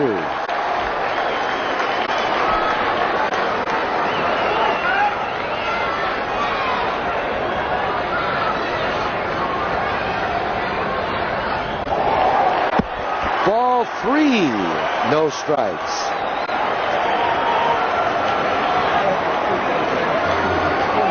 Three and no to Ivan. There's a strike called. Now let's see if Herman lets Ivan go after this 3-1 pitch. He checks down to Amalfitano, gets his sign. Bases are loaded, nobody out. We can just keep them loaded until Kingman gets up there. 3-1 pitch. He was taking all the way. It's 3-1. I'm sorry, 3-2.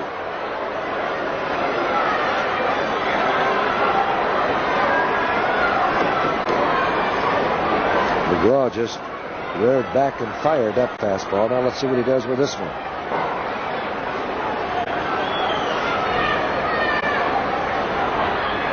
He tried to curve him, and he loses him. How about that? Ivan walks. He's credited with an RBI. So Foote scores very easily from third base, 21-10. Here's Vail at bat. You know what he can do. He gets one into that win. He's trying to hit one on Wayland Avenue and fouls it back out of play. Action galore as these folks who are witnessing this ball game have seen enough action for 3 games. High, pickoff play at first, throw is high, Rose does not make a tag at Ivan. Well, Ernie Banks always said, let's play 3. And he's here today, so this is it. There's the play at first, and Boone's throw is high inside, so Rose takes the ball and does not attempt the tag. That's high. Ball 2, 1 strike. Bases are loaded. 1 run in. Nobody out.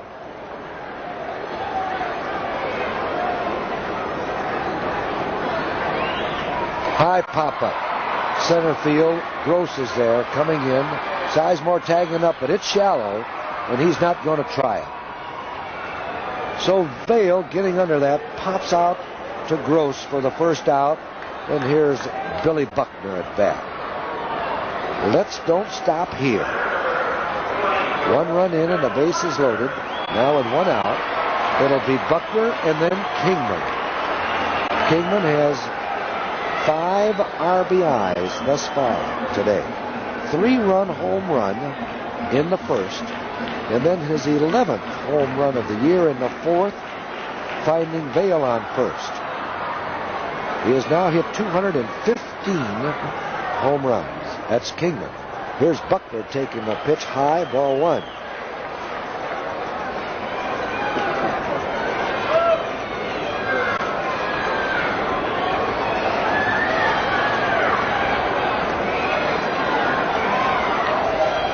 High, ball 2.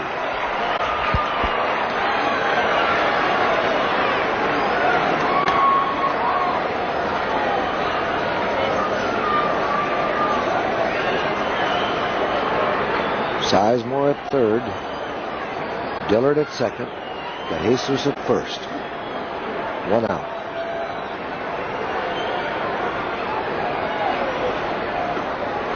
Strike called as Buck turned away from the pitch, hoping that the umpire would think the ball would be inside.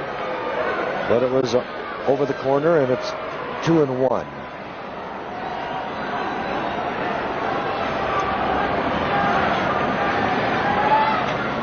There's one hit deep to right field.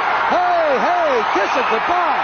A grand slammer by Buckner. And 4 more runs are in. 5 for the inning. And it is now 21-14. Believe it or not. How about that?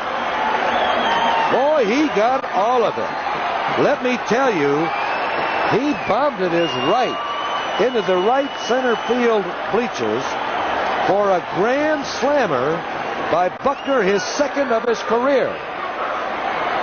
And it's the 2nd Cub grand slam of this series, the 3rd for the Cubs for the year. Wowee. Here's Kingman. That's high, ball 1.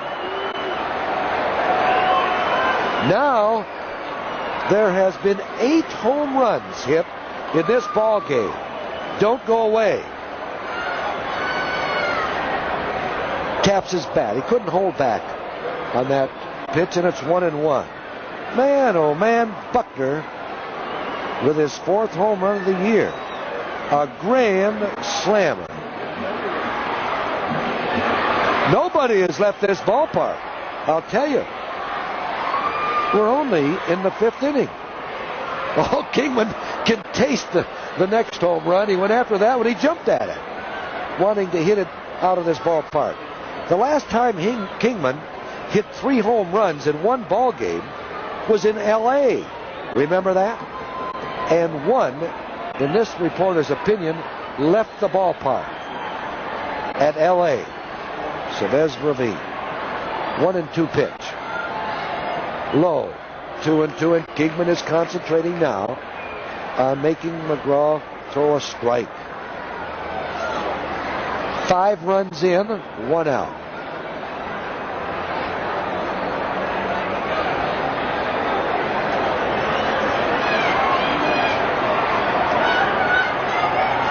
Oh, he threw that screwball and it landed about 12 feet in front of the plate.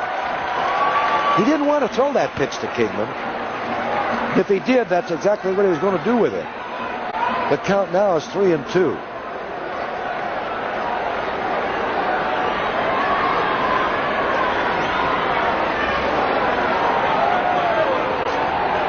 Fouls it, out of play. Let me tell you, I'm going to have to take another aspirin. They've been running around these bases so often, it's making me dizzy. I know what you'll say, Arnie, dizzier. 21-14. And it's not the Bears in the lead either. It's the Phillies. Popped out of play. Kingman is not taking anything close to that plate. If he can see the ball, he's going to swing at it.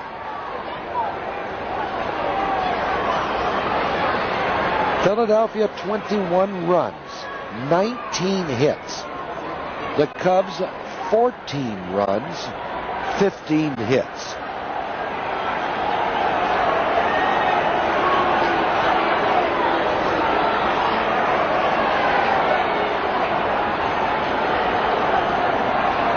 Tug McGraw getting a welcoming from the Cubs.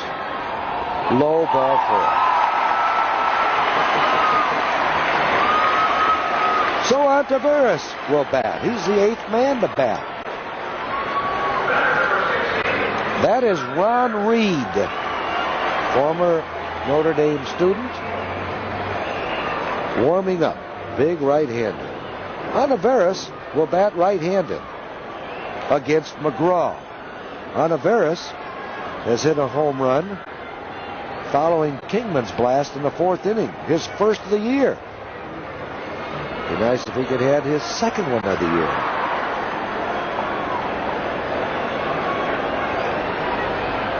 Strike call. There's only 1 out now. We have 5 runs in.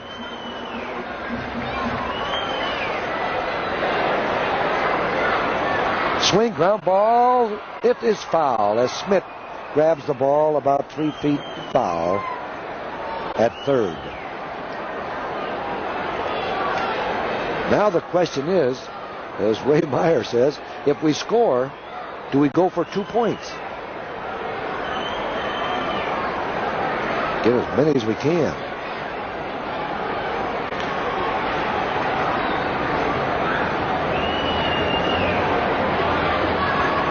High outside, ball 1. Everyone in the Cubs lineup has at least 1 hit. That is including Moore, the pitcher. Swinging a foul as Taveras is hanging tough at the plate.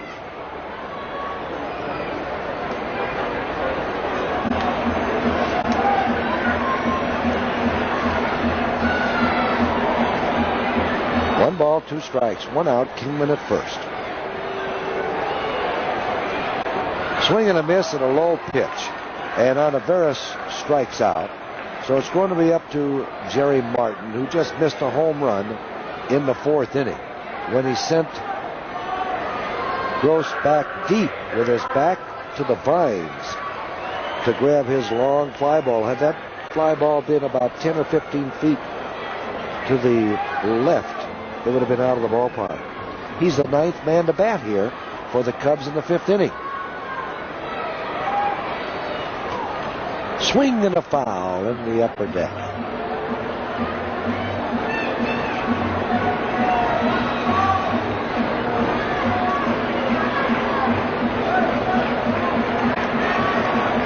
Two outs now in the fifth inning. 5 runs in for the Cubs. The score, Philadelphia 21, Cubs 14, and I'm not kidding if you've just joined us. And if you've just joined us, you've got a game left to watch. We're only in the fifth inning.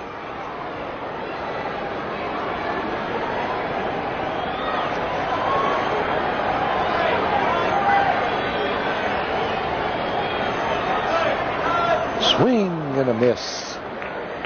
1 ball, 2 strikes. As Martin jumped at that ball.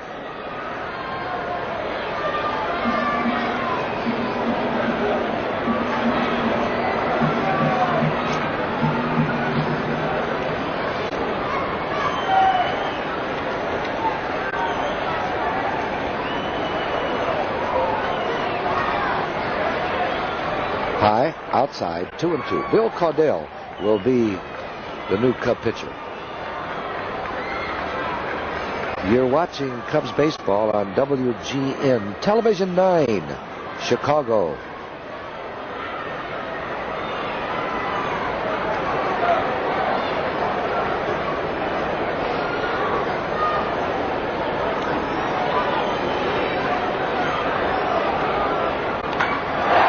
Fly ball deep to center field. It's going. It's going. And you can kiss it goodbye. Terry Martin with a 2-run home run. His 3rd of the season. His 16th and 17th RBIs. 7 runs here in the 5th inning. It's now 21-16. You got to be kidding. I'm not kidding. He hit this one practically the same spot in the 4th inning, but this one was over to the left in the bleachers, and it just hits into the corner about 2 rows up. 7 runs in the 5th inning, and here is Barry Foote, who started this inning. Man, oh man. What a game. It is a game. Because we are in the bottom of the 5th inning. Well, actually, it isn't yet, I guess. Insofar as rain. Line drive. Fair ball. Down the left field line. It goes into the corner. Barry Foote has to hustle to get a double. So Barry Foote gets his 2nd hit of the inning. A line drive double. Watch this ball just elude the reach of Smith at 3rd base. If you recall, Smith made an exceptionally fine catch yesterday on almost the same shot, but this one got by him for a double. The Cubs now with 17 hits, but let's talk about the runs. 21-16, and here's Reed coming in. McGraw started this inning, and he leaves after pitching 2/3 of an inning. And here is Big Reed. Now, let me tell you, McGraw slams his glove down in that dugout, quite upset. But let me tell you, these 2 men, McGraw and Reed, are the aces of the Philadelphia bullpen. So Ozark was not holding back, even though he has 21 runs on the board. He brought in McGraw, lasted 2/3 of an inning. And now here's Reed, who has 4 victories, 1 defeat. Earned run average, listen to this, 0.43. Here's Sizemore at bat.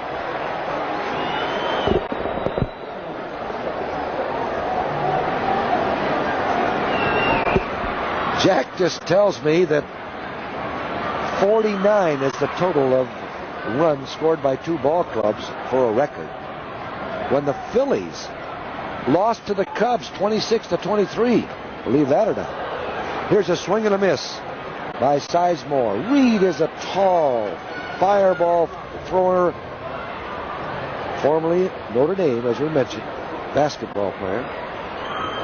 Swing and a miss on another high fastball. He's quick. 2 strikes. Quickly here on Sizemore. Foot is at second base. 7 runs in. The cocktail hour will be late tonight, and so will dinner. Pop foul into the upper deck.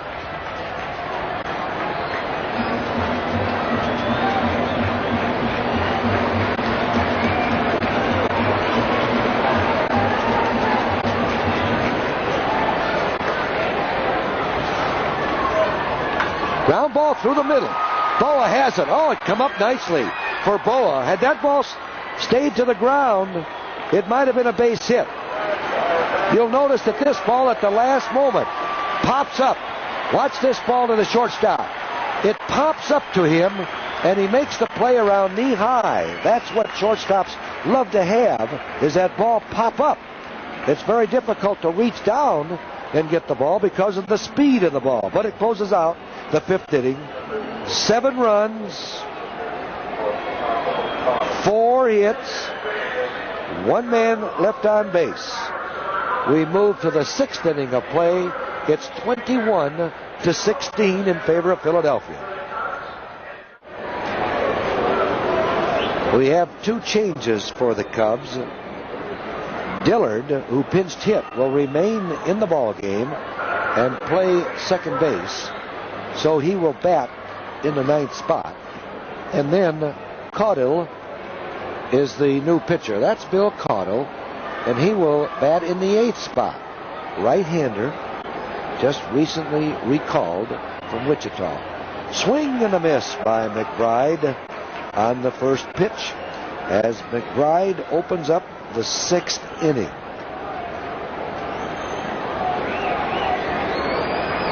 There's a strike called, a good fastball over the outside corner. 2 strikes.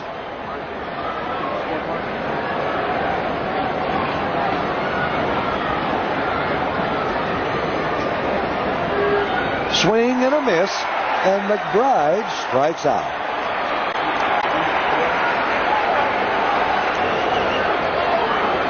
Well, what an afternoon at Wrigley Field. It's been a week. It seems like that long. It's 21-16 in favor of Philadelphia. And here's Boa at bat.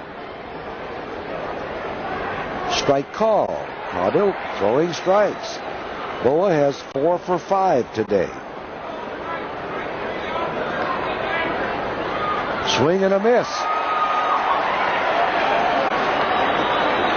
Strike 2.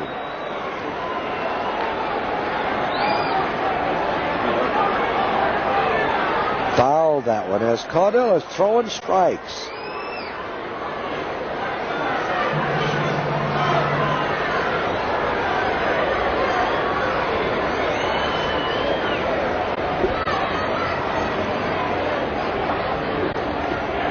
One ball, 2 strikes, 1 out, nobody on base. 36 hits in this ball game. 37 runs. Here's a swing, a little blooper. Left field, dropping quickly. And it drops in front of Kingman. He bobbles it, but runs it in to hold Boa at first base. Let me tell you, he has enough hits for the week today. 5 for 6. You think that batting average won't boom? He entered the ball game hitting .287. He's over 300 right now. And here's Rose. Rose has 2 for 4. The White Sox have taken a 2-0 lead over Oakland at Oakland at the end of 2.5. Langford for Oakland against Krabik for the White Sox. First pitch is a strike called to Rose.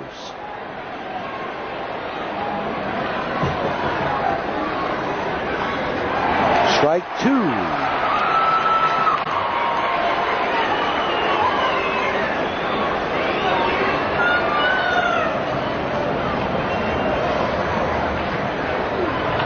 Line drive left field, but it'll carry out to Kingman. He has it. 2 outs. Well, in St. Louis, we have a suspended game.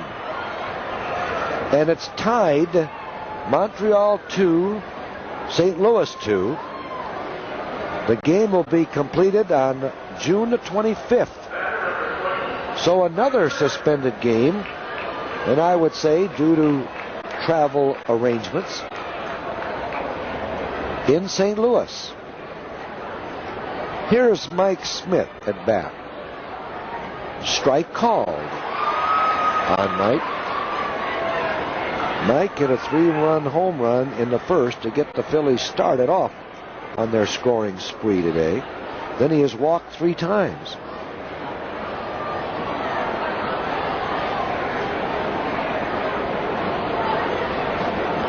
Mike Caudill.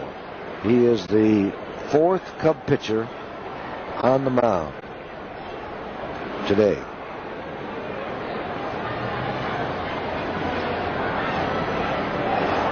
Ball 2, strike 1 to Smith.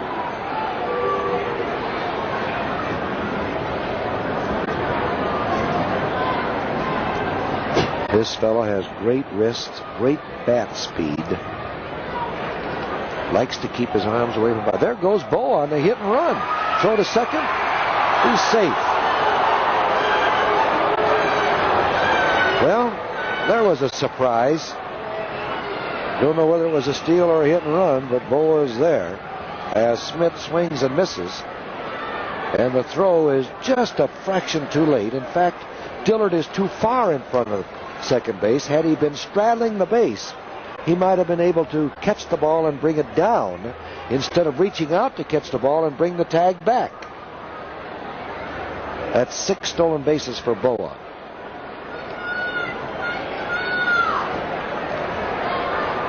With 2 outs in the inning, Smith at bat, he should have been called out anyhow. There's a pitch, in my opinion. That's ball 3, strike 2. Leading 21-16.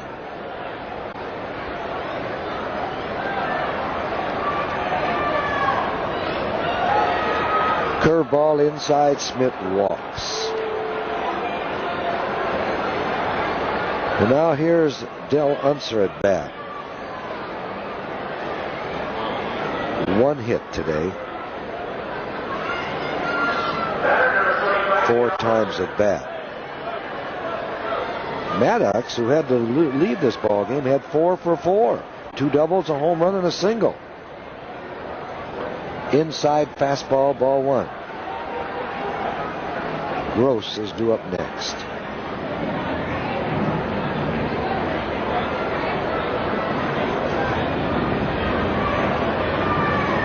There's a strike called. 1-1 to count. 2 outs. Phillies with runners on first and second. We're in the 6th inning. Let up, but he didn't get it over the plate. It's outside.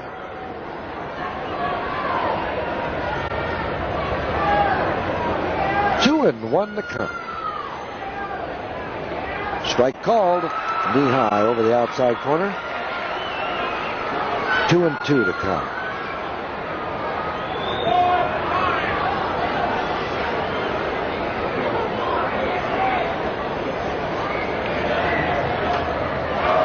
That's out of play.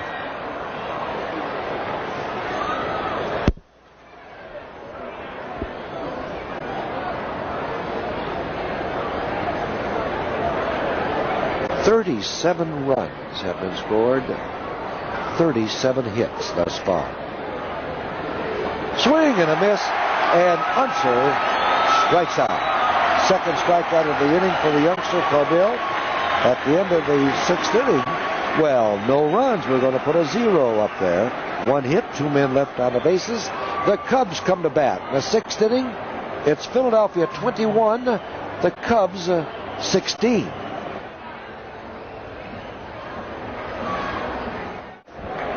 Sportmart, 10,000-meter run in Schaumburg, Sunday, June 3rd.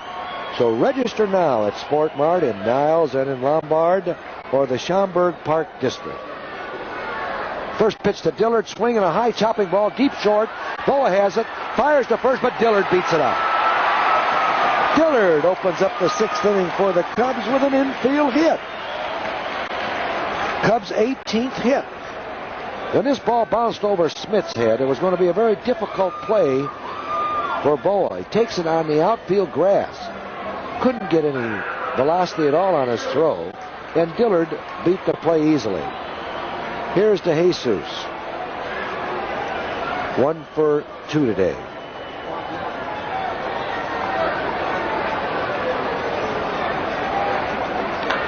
One hit deep to center field. It's over Gross's head, going deep.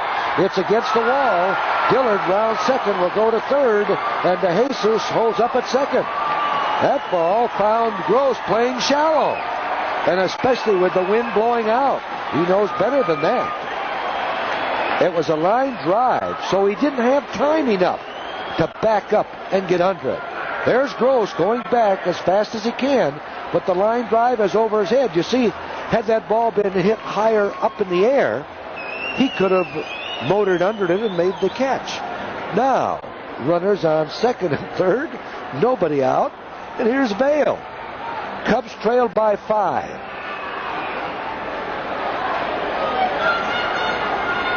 Swing and a miss.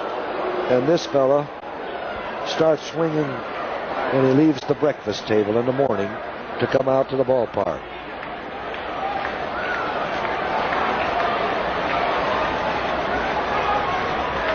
Pops it foul as Reed really sidearmed Vail that time. Buckner's due up next. In the 5th inning, he hit a grand slammer. He singled in the 1st and the 2nd. Vail, who's up at the plate now, has 3 for 4. Low. Ball 1, strike 2. We still have a lot of action coming by the men in white. 6th inning. Pick up those 2 runners on the base paths. Into the dirt, but Boone does a very fine job in blocking it, backhanding that ball to prevent the runners from advancing. Vail wants him to look at that baseball. The count is 2-2. Cub fans talking it up, cheering their idols on. They never give up. Neither do the Cubs.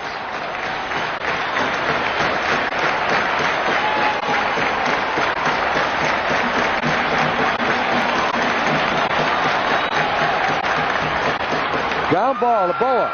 Runner's going to score. Boa goes to first. Dillard scores. De Jesus advances to third.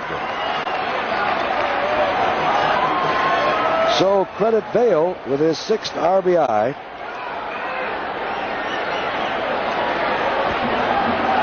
Now we're only down by 4. There's the scoreboard. If you can't get bingo out of that, look at those numbers.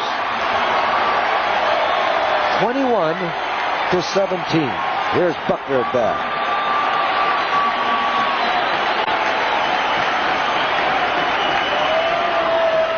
Low, ball 1. Kingman due up next.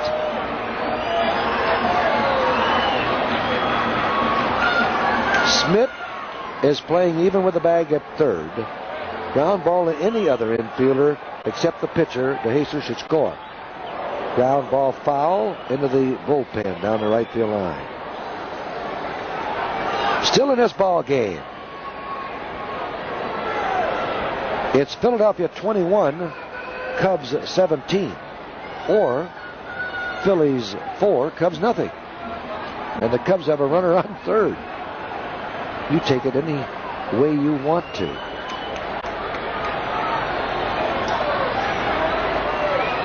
Low, almost hit Buck, and he had to jump over that fastball. Ball 2, strike 1. White Sox 2, Oakland nothing at the end of 3 at Oakland. Cleveland defeated Toronto 8-3. Montreal 2, St. Louis 2, suspended game.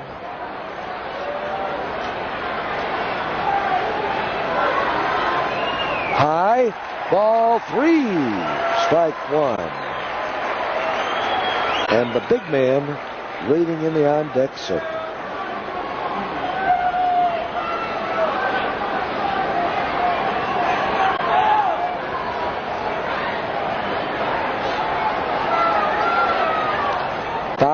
play. Buck going after that 3-1 pitch, wanting to pick up that runner.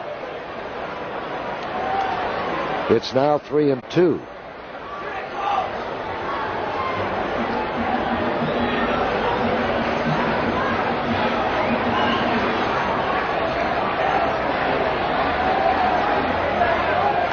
Taps the ball over the pitcher's head. DeJesus will score. Ball is thrown to first. Gets Buck going down the line very fast, but the run scores. So now it's 21-18. Watch Buckner. Not going to take that pitch. It's close to the strike zone. Throws his bat at the ball and tops it over the pitcher's head. And here's a standing ovation for number 10, Kingman, and also for Buckner coming back to the dugout. At 5 RBIs for Buckner, he ties Kingman at the present time. Hey, kissing goodbye! It is gone! Oh, I thought he hit the other one hard. That one's in Milwaukee. It hit the front porch of the third house across Waveland Avenue. Man, oh man, isn't that something? That is unreal. Kingman's third home run of the ball game, a standing ovation. And let me tell you, it's now 21-19. And I'm losing my voice. Here's Ontiveros. Strike call. Holy mackerel. That one was tagged. No doubt about it. Oh, a swing and a miss by Ontiveros. Here's the home run. First pitch. Wacko. Now watch the White House behind the wall. The ball will come down and go beyond the White House. Right there. It bounced. There's the youngster running down from the porch. Here's a swing and a tap to the pitcher, and Ontiveros is thrown out. But the crowd loves it. Ray Meyer asked Kingman before the game to hit one for the DePaul team, which was honored here in pre-game ceremony. He has hit 3. Now if he'll hit one more for the coach, we'll be satisfied. Here's that home run. Now watch the youngster on the porch. On the porch, that house is the 4th house from Waveland Avenue. It bounced in the yard or on the porch of the 3rd house, and where that youngster is the 4th house across Waveland Avenue. It is now 21-19 in favor of Philadelphia, and if Brickhouse can't score 3 runs, I don't know who can. Well, ladies and gentlemen, here we go now to the 7th inning of this ball game. Jack Brickhouse back with you once again. 21-19, the Phillies over the Cubs at this point. Greg Gross, the batter. And Caudill throws one outside. Ball 2. Well, let's just pretend it's 2-0 and go after him. Ball 2, no strikes to Greg. That's a strike. Well, Dave Kingman was telling us before the ball game that he has a young friend in Martha Washington Hospital, Johnny Gibson Jr. He said he'd hit one for him today. He really did, didn't he? Ball 2, strike 2.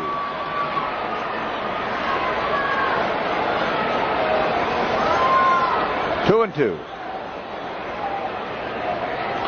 There's a high foul. Out of play.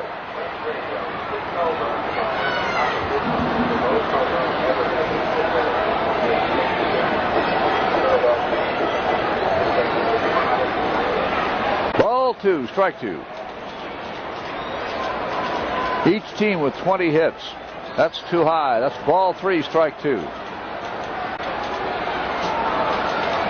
Well, it all started in the first inning with Philadelphia's 7 runs.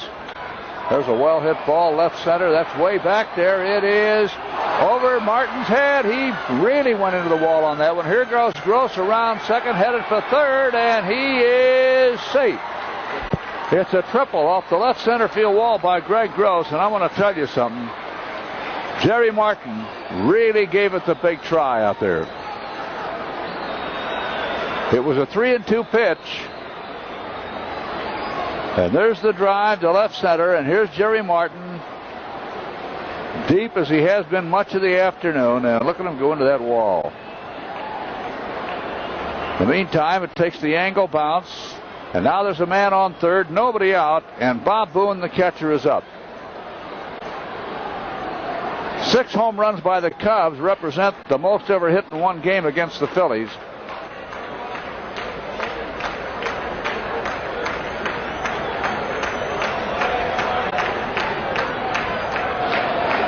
Here's the catcher, Bob Boone.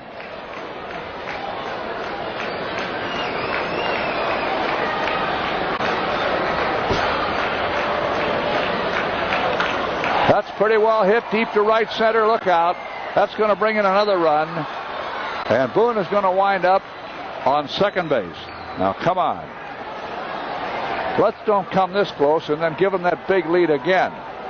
Ray Burris is up in the Cub bullpen. And the score now is 22-19. Rudy Meoli is up.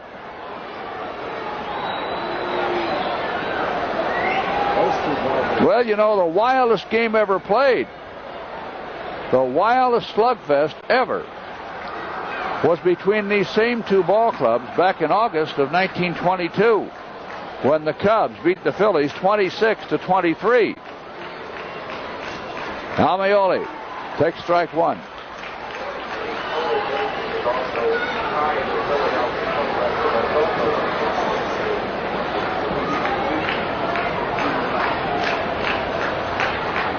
You know, the Cubs in that ball game back in 1922 at one time led 26-6 in the ball game, and they still just barely squeaked by. The bases were full when the game ended. Philadelphia got 6 in the 9th inning. That's a strike. And the Cubs won at 26-23.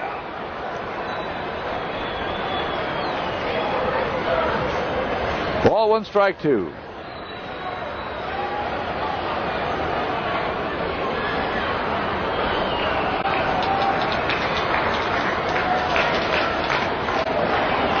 That's ball two, strike two. You know, Dick Cavanaugh is the plate umpire today, sells equipment to umpires, among other things. And so he knows a lot of the regular umpires pretty well. But can't you just see him saying to these guys sometime, hey, let me tell you what the game I umpired. Curveball strike. So Meoli is called out on strikes. Well, that'll bring up Reed. The Phillies have had a 7-run inning, an 8-run inning, a 2, a 4, and a 1. The Cubs have had a 6-run inning, 2 3-run innings, and a 7-run inning. Here's Ron Reed,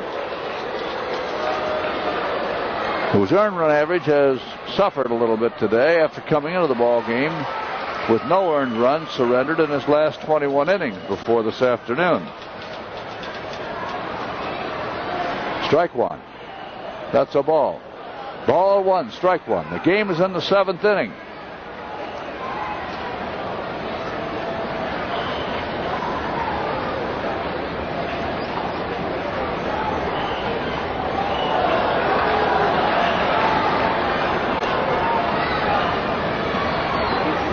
Ball two, strike one.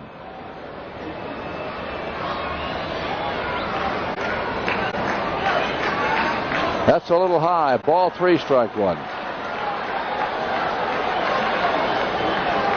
Well, Kingman has a chance to become the 8th man in baseball history to hit 4 home runs in a 9-inning game. 3 others did it in an extra inning game.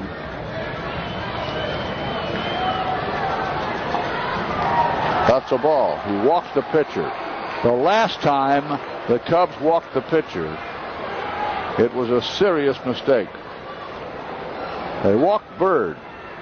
They walked Doug Bird back in the 3rd inning.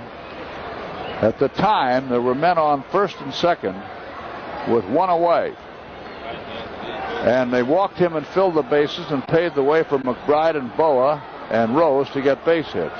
And before it was over, 8 runs had crossed the plate. Well, here comes Herman out now. He may be doing a little flip-flopping the way he's hauling out the lineup card. So Burris will be in the number 2 spot in the batting order.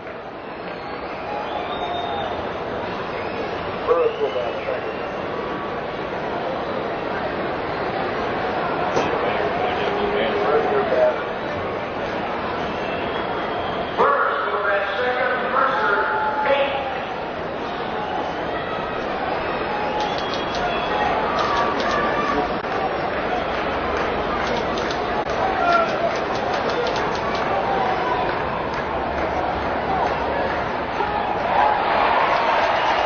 Strike one.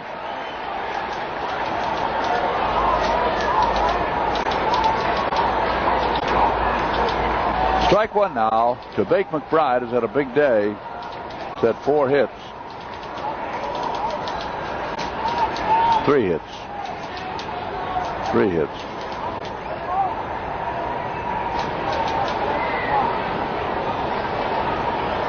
One away. Cubs need a double play ball, but with McBride in there, it's awfully difficult to double him. Extremely fast man. 0-2.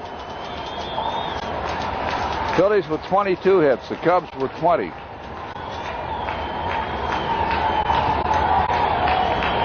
There were 51 base hits in that 26-23 game. 0-2.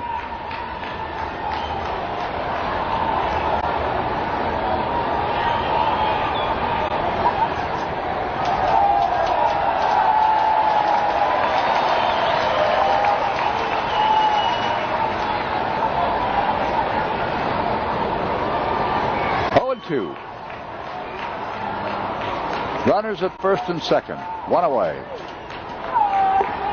Little low. Ball 1, strike 2. Well, the highlights on the news tonight ought to be something. Matter of fact, News 9 will be extended tonight at 10 in order to accommodate the highlights of this game, which already has to rank as one of the more bizarre in the history of Major League Baseball. So join us on Channel 9 at 10 o'clock and stick with us. Ball 2, strike 2.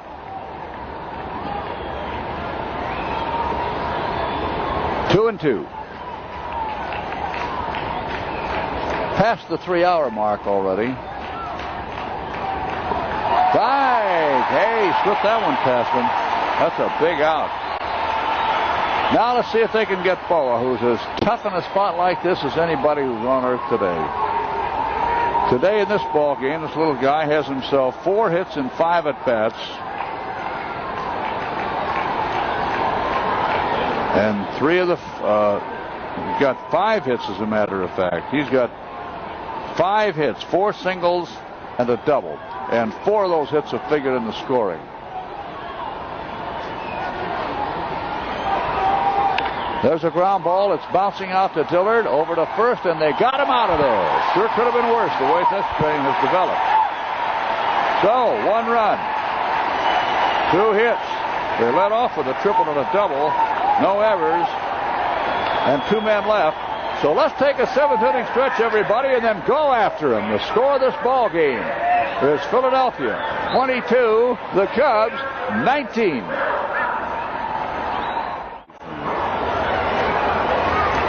Well, the paid attendance out here is 14,592. Total in the house 15,725. And here they are, the faces of Wrigley Field.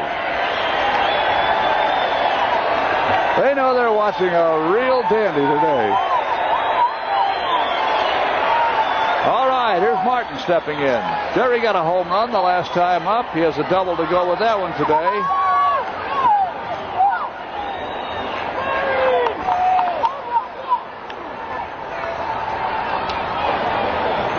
Strike 1. Hunter, Gross, McBride, and left, center, and right. Schmidt, Boa, Meoli, Rose, the infield third to first, the battery, Reed, and Bob Boone. Plate umpire today, Dick Cavanaugh, Bill Lawson at first, Dennis Riccio at second, Dave Slickenmeyer, the umpire, at third. Score of the ball game, 22-19 in favor of Philadelphia. Martin, Foote, and Mercer are due up. There's a ground ball right at the shortstop. Larry Boa gobbles it up and throws. That's one out.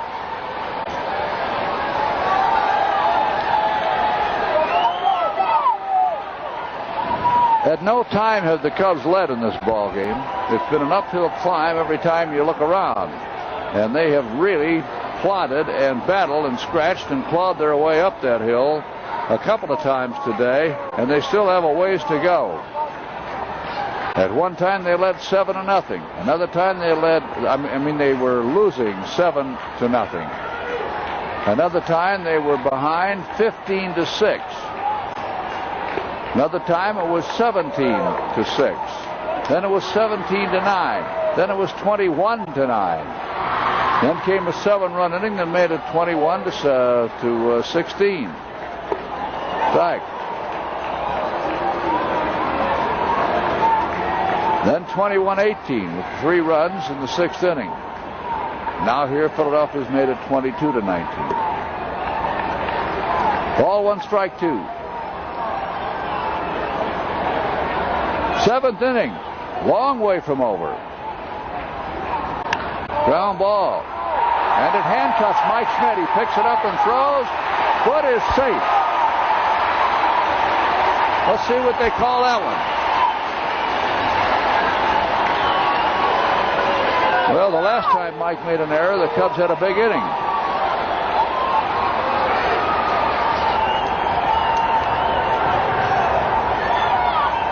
It's an error. No base hit. Give him an error. Now Bobby Mercer is batting.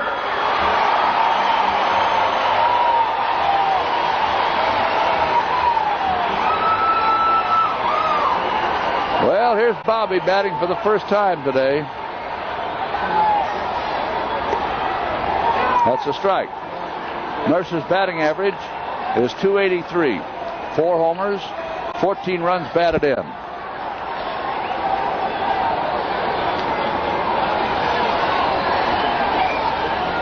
There is a base hit for Mercer.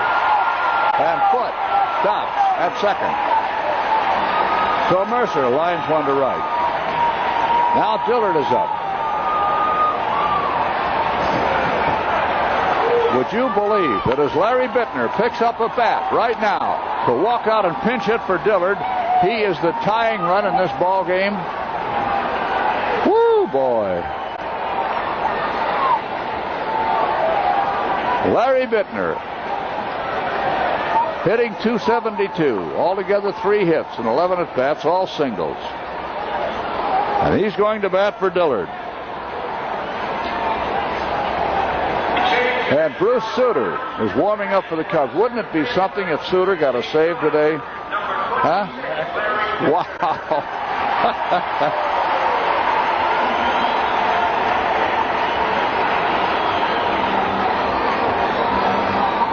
There's Bruce. Okay, Foote is on second. Mercer's on first. Larry Bittner's at bat.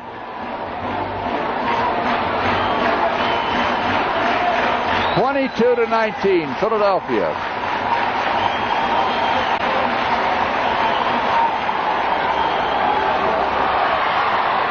Here we go. There's a ground ball, and it's scooped up by Boa. Steps on second, throws to first, double play, and they're out of the inning. Oh, that hurt. That really hurt. Oh, boy. No runs, 1 hit, 1 error, and a man left. At the end of 7, it's still Philadelphia 22, the Cubs 19. The first 15,000 kids 13 and under with fully paid tickets get free Cubs helmets May 19th at Wrigley Field. Bleachers excluded. Helmet day Saturday, May 19th. Here we go now to the Philadelphia half of number 8. Pete Rose, Mike Schmidt, Del Unser due up. And Mick Kelleher has now gone to second for the Cubs. He's the 3rd second baseman they've had today. They have Sizemore and Dillard in front of him. And there's Mick Kelleher. Bobby Mercer in right field. Again, we remind you that News 9 will be extended tonight at 10 in order to accommodate the highlights of this game, which already, as I said, has to rank as one of the more bizarre in the history of the sport of baseball. So join us on Channel 9 at 10 and stick with us.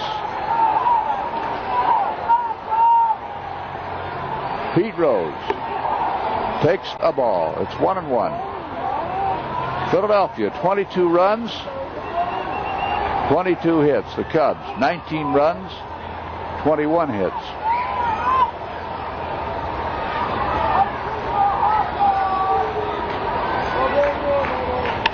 Ground ball left to second. Base hit for Rose. That brings up Mike Schmidt.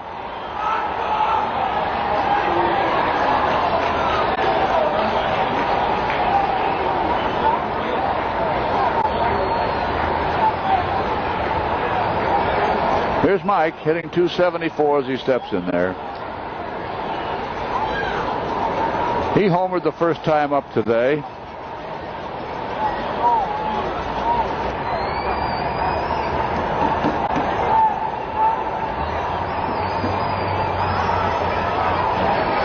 He's walked 4 straight times now, twice intentionally. Strike one. Ray Burris throwing hard. Rose on base. Got a stolen base earlier. It's 5 now in 7 tries, or make that, yes, 5 and 2. 0-2 to Schmidt. Oliveras guarding the line at third. Kingman playing a very deep left field. There's a high fly right field. Bobby Mercer waits for this one. He's got it. 1 down. Del Lenser, the left fielder's at bat. Looking ahead to the Cub half of number 8. DeJesus, Burris the pitcher, and Buckner are due up. At this moment, that constitutes the top of the batting order.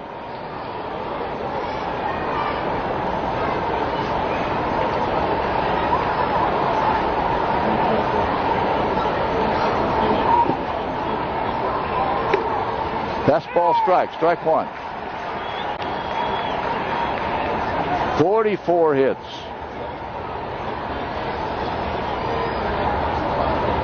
Got to be a high for the year. There's a high hopper taken by Buckner, steps on first, and Rose makes it to second on that one. It hung up there too long for Bill to try for second base.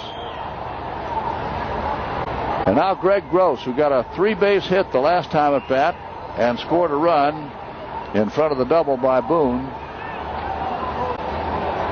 is now in there. Greg Gross.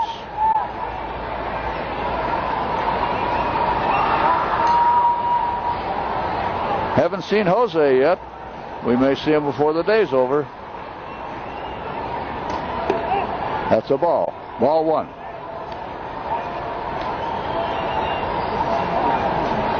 Rose on second. 2 out.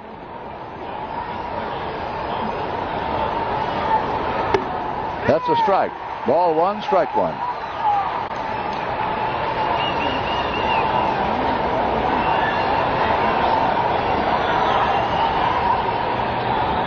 Outfield playing him to swing a little late. That's a ball. Ball 2, strike 1. Cleveland beat Toronto today 8-3.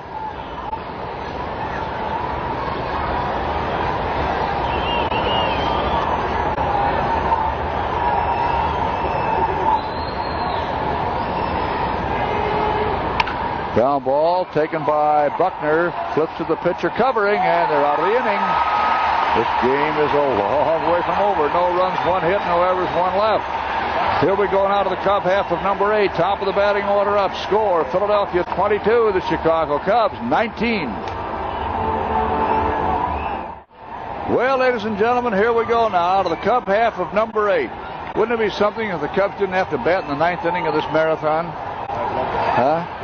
Ball 1 now to DeJesus. The Cubs need 3 to get back in the ball game. Ron Reed, the pitcher.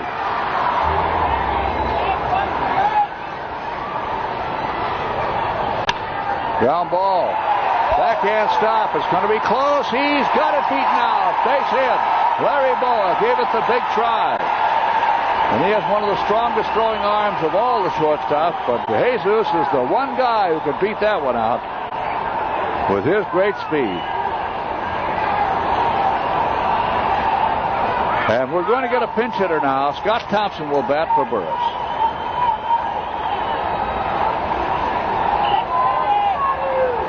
Scott Thompson batting. 325 hitter.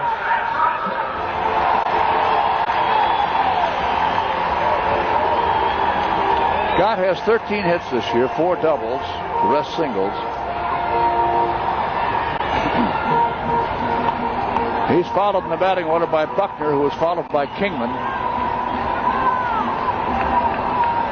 And all Kingman has today is 3 home runs. Here we go.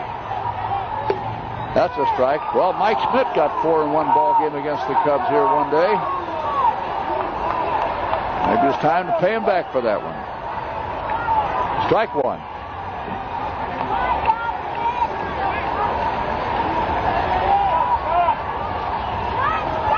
Oh, had a no shimmer. Look out.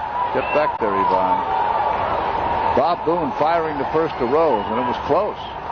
Thompson tried to bunt the ball, missed it. Here's the replay. And so it's 0-2 now.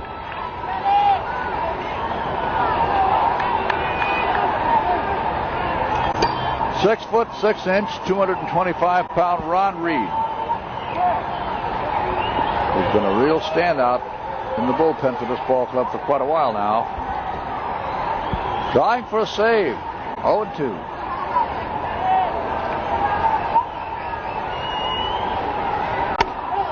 That's the ball. Ball 1, strike 2. DeJesus on base. Nobody out.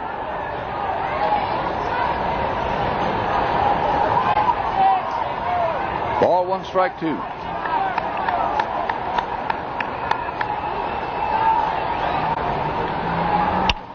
Foul ball. He turned on that one. I'm going to tell you something. Had he managed to make that one fair, he could have had 2 or 3 bases because they're playing him to swing late. Unser, Gross, and McBride are all swung around there, and consequently McBride is leaving a lot of space between himself and the foul line in right field. There's a big gap there. Ball 1, strike 2.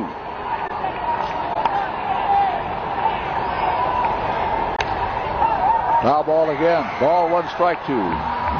Scott Thompson trying to get on. If he does, with a base hit here, that would make Buckner the tying run as he steps in. It would make Kingman then the lead run if Buckner scored. Ball 1, strike 2.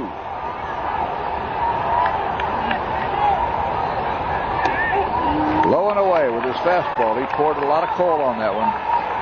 2-2. The Cubs are 2 base hits away from being back in this ball game. It's 22-19. Man on base. Thompson at bat. Nobody out.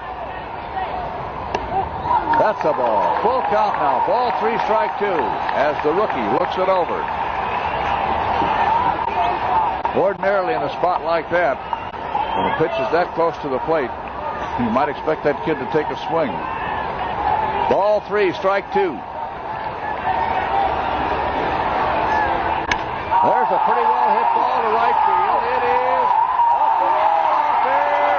And Thompson is held to a single that landed on the fly against the wall. DeJesus goes to third. Big McBride took a couple of steps back, realized he had no chance, decided to play it off the wall. He did a very, very intelligent thing. He handled it beautifully. Now there are Cub runners on first and third. See Bake here? Now here he is, playing it off the wall. And DeJesus was also decoyed a little on that one because McBride stopped. And when he stopped, DeJesus watching him had to wonder if maybe McBride was not in a position to catch the ball, in which case, of course, Yvonne had to be ready to scamper back to first. All right, here's Buckner. He is the tying run. There's a well-hit ball, center field, dropping in, base hit. And the Cubs have a run as DeJesus comes across, and Thompson stops at second. And here comes Kingman. He's the lead run as he steps in there. How about that? 22-20 now. WGN Television 9, Chicago. It's 5 o'clock, and who could care less? None of us. Here's Kingman, and that brings Danny Ozark out.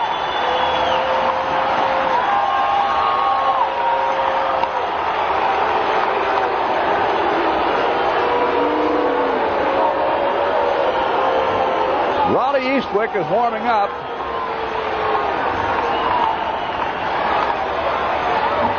Whoo, boy. Nobody out. And it's the Cub half of the 8th. And Dave Kingman is talking to Joey Amalfitano while Ozark talks to his battery. There are a couple of very, very important conferences. Okay. Reed stays in. Watch the position. The batter now, Steve Ontiveros.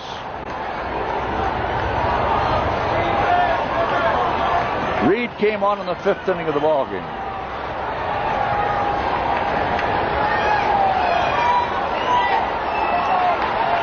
Come on, Stevie. That's a strike. Ontiveros got a home run earlier. His only hit. He followed Kingman's in the 4th inning. Strike 1.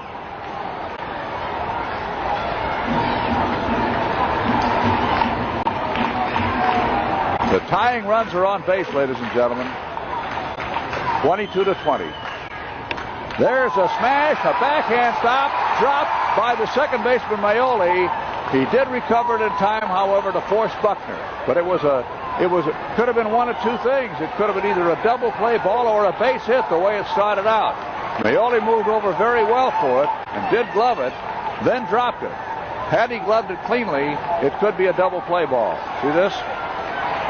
If he makes the fast throw to Boa, it's a double play ball. As it is, Ontiveros is on base on a fielder's choice. Thompson's now on third base. 2 out.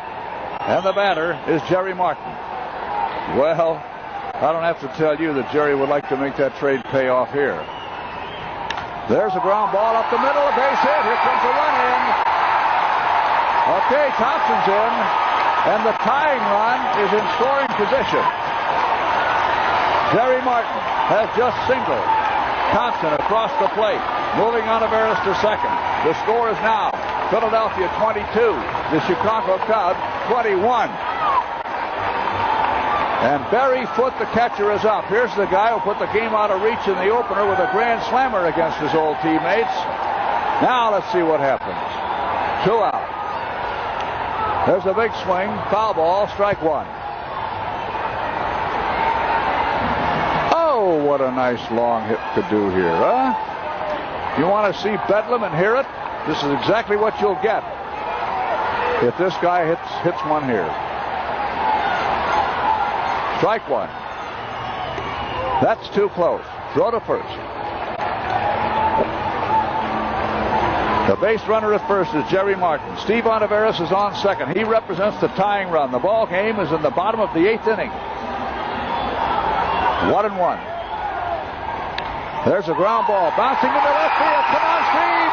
Come on, Ontiveros. He's going to score. It's a tie game. Oh, brother. Woo, boy.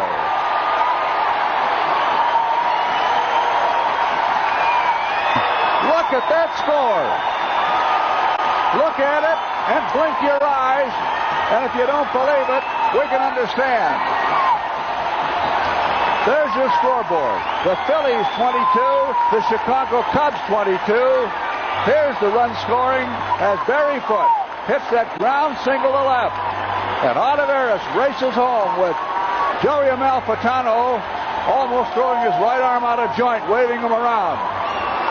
And now, ladies and gentlemen, the batter is Bobby Mercer.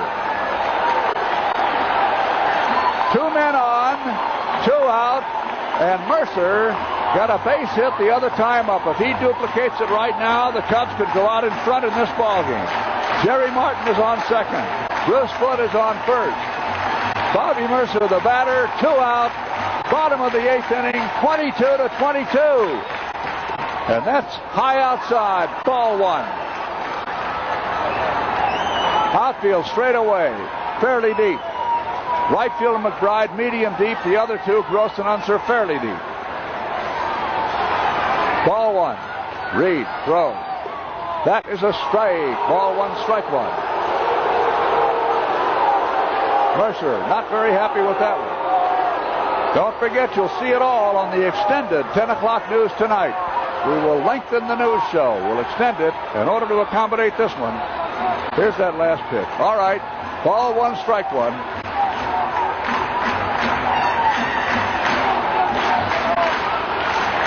One and one. The pitch. Low and away. Ball 2, strike 1. Ball 2, strike 1. Time. No pitch. The Cubs have out-hit these guys 26-23. And the game is tied at 22-22. The most bizarre, incredible game in years. That is a ball. Ball 3, strike 1 to Mercer. All right, here's a tailor-made situation for some heroics for Bobby. A guy like this loves this 3-1 situation. Ball 3, strike 1. Martin on second. Foote on first. Here it is.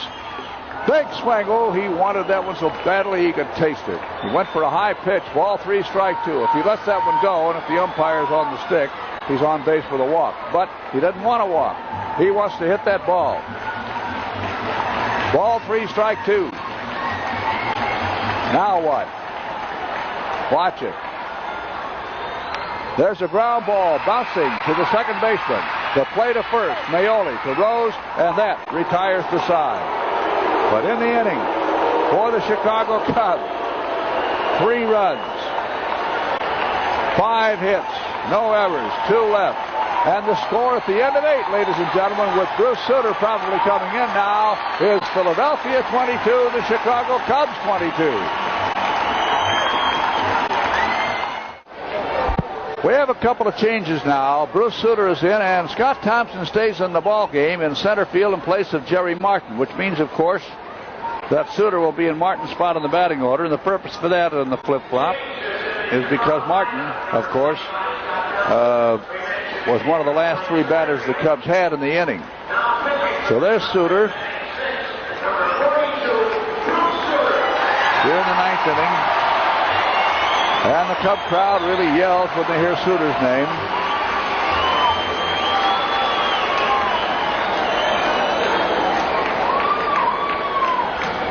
The batter is Bob Boone. The ball game is tied 22-22. If you've just gotten home and you're looking at your television set and you see the superimposition of the scores there, you're probably saying to yourself, I'm going to have to call the television repairman and get the ghost fixed on this television set, because I'm seeing a 2 and a 2 and a 2 and a 2 when I should be just seeing 2. Ball 2, strike 1. But ladies and gentlemen, forget it. That happens to be the score. Bruce Sutter is given a new ball by Dick Cavanaugh.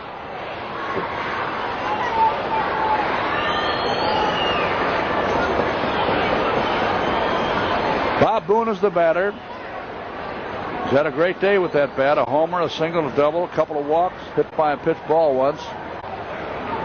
The record for the most hits by both clubs in a game, there's a strike, is 51, which also occurred in that Philadelphia Cub game back in August 25th, 1922, which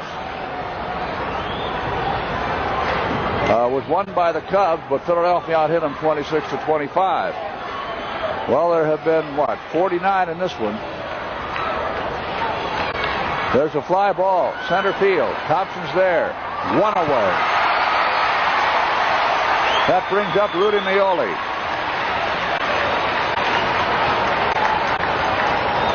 Looking ahead to the Cub ninth. Kelleher is due up first, to be followed by DeJesus, then Thompson. There's Herman and Peanuts. They'll talk about this one for a while, especially if they bail it out. Okay. Kingman, Thompson, and Mercer in left, center, and right for the Cubs. Ontiveros, DeJesus, Kelleher, Buckner, the infield third to first. Battery, Suter, and Foote. And there's a strike one. At the moment, Bruce Suter is making his 9th appearance of the year. He has 6 saves. His earned run average is 0.60 in 15 innings pitched. He has walked 5, struck out 17. That is a ball. Ball 1, strike 1. Bruce Suter and his famous split finger fastball. 1-1. That's a little low. Ball 2, strike 1. Well, Lou Boudreau and Ray Meyer, I know for sure, both have personal appearances to make tonight, but they're liable to be a trifle late. Ball 2, strike 1. 1 out. High. Ball 3, strike 1 with the fastball. At one point in this ball game, the Phillies led 21-9. That was after 4.5 innings. 21-9. They also at one time led 17-6. And there is a walk. Look out. Rudy Meoli coaxed the walk. Now the pitcher Reed is due up. Who's going to bet? McIver. Here's Tim McIver. Very dangerous in the clutch. And that's what this is.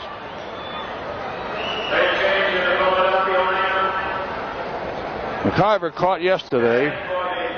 And the last time up, got a triple. He's 1 for 3 in the series. He also struck out twice. And at the moment, as he steps in there, McIver's hitting 185 for the year. Has 4 hits all year. As I said, 1 triple. Come on, let's get a double play ball and put it away in the bottom of the 9th. Here we go now. Suter facing McIver. There goes the runner. Swing and a miss. Throw to second. It's a stolen base, I'm afraid. The throw was high. So Meoli steals second base. The hit and run was on. McIver swung. He missed. Meoli kept coming. Got himself a stolen base. And for Rudy, that is not only his first stolen base this year, it's the first time he's even tried to steal a base.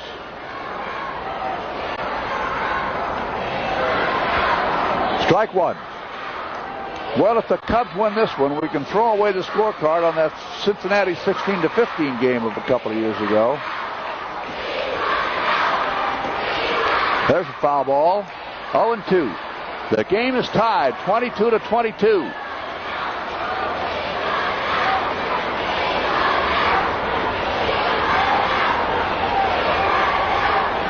Well, one of the troubles with walking that Meoli was that now, unless there's a double play here or something strange happens, the top of the batting order gets a shot at it.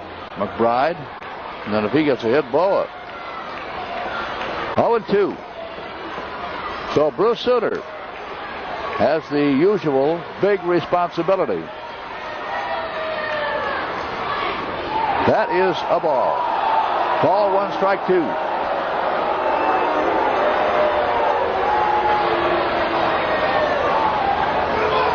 Ball 1, strike 2.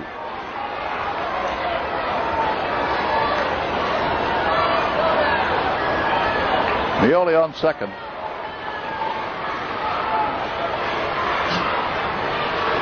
Too low. Ball 2, strike 2. That's the first time he's really come in low. Ball 2, strike 2. He was having trouble with that pitch being high the other night at Houston.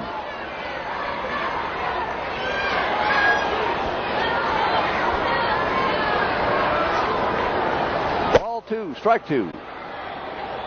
Watch it. There's a ground ball bouncing out now to Kelleher. Over to first. All right, that's 2 out on the play. Meoli takes third. And Bake McBride is the batter. 3 hits for Bake. in 6 at-bats, including a couple of strikeouts, fly ball to center. He started and finished that 7-run first inning. He started it with a base hit and wound it up 7 runs later with a pop-up to third baseman Olivares.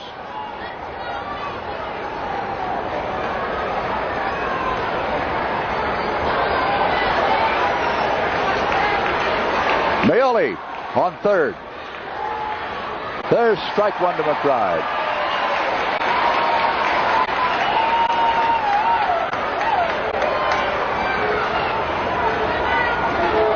Strike one. Outfield straight away, fairly deep.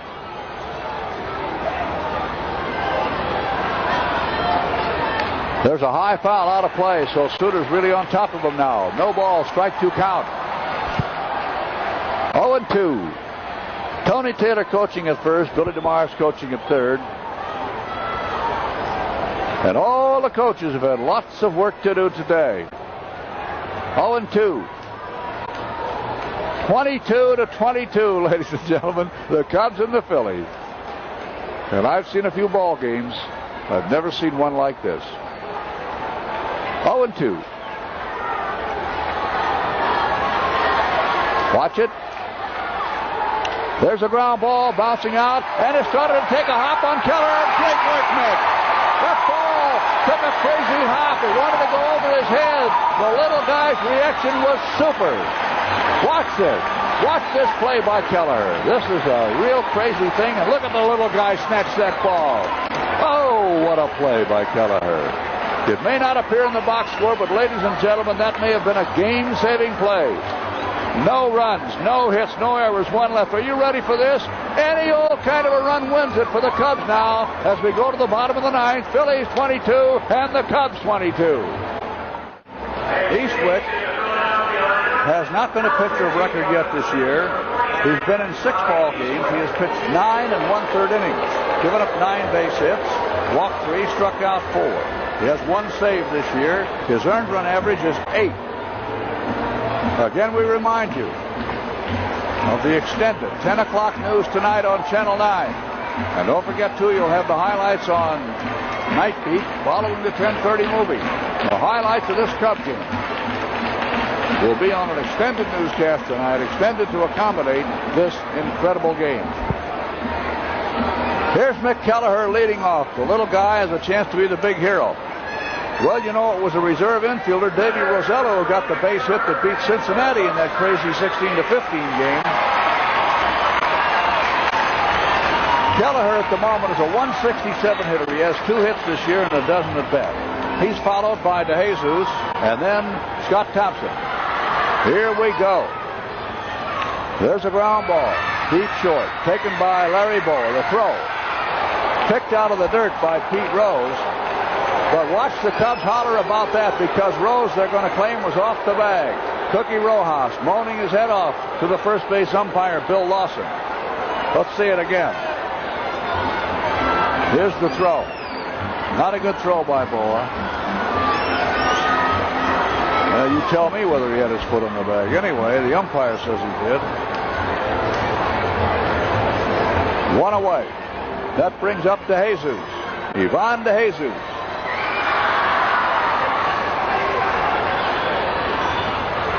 That's a strike. Strike 1 to Ivan. Got an infield hit the last time up and scored, to say the least, an important run. 44 runs have been scored in this game, and every one of them is vital at this point because it's a tie game. There's a very high foul ball, and Pete Rose may have a play on it. He does. So that's out number 2. All right, kid, here's your chance to be a real hero. Scott Thompson, who got a big base hit pinch hitting the last time up.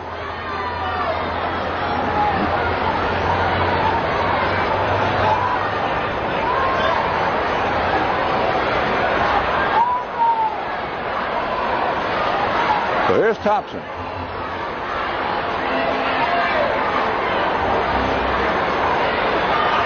Facing Raleigh Eastwick.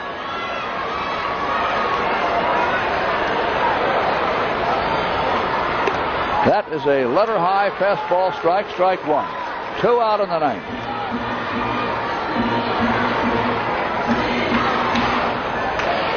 Strike 1. There's a ground ball, and it's scooped up by Boa. Here's the throw, and we'll have an extra inning ball game today. No runs, no hits, no errors, nobody left. At the end of 9, score of the ball game, Philadelphia 22 and the Cubs 22. Well, ladies and gentlemen, here we go to the 10th inning of an incredible game. An unbelievable game. Bizarre, exciting. Wow. Now, let me also make this point with you. For the Phillies, the 2, 3, and 4 hitters are due up in this inning. For the Cubs, the heart of the batting order, the 3, 4, and 5 hitters are due up. Something could very likely happen here in this 10th inning. Boa, Pete Rose, and Mike Schmidt are due up for the Phillies. For the Cubs in this inning, Buckner, Kingman, and Olivares are due up. Whatever you're doing, don't move away from that set. All right, Larry Boa, who's had 5 hits today and 7 at-bats, is leading off against Suter.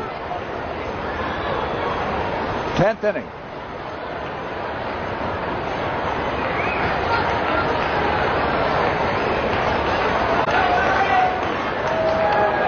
All right, here we go. Larry Boa, switch hitter. Suter fires away. That's too low. That's ball 1. Looked like he had a notion to bunt.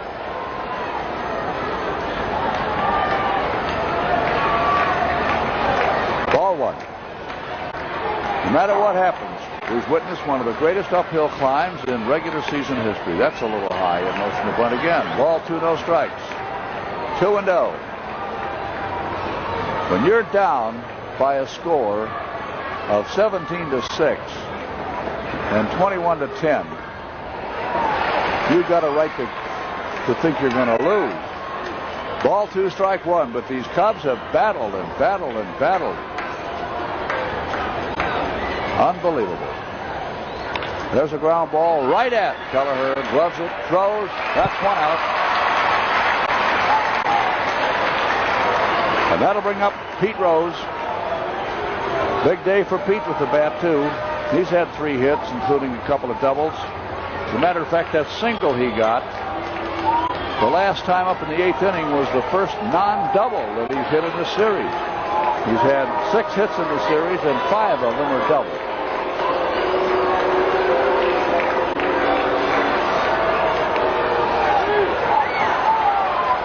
That's ball 1. First time that Pete has looked to Suter this year.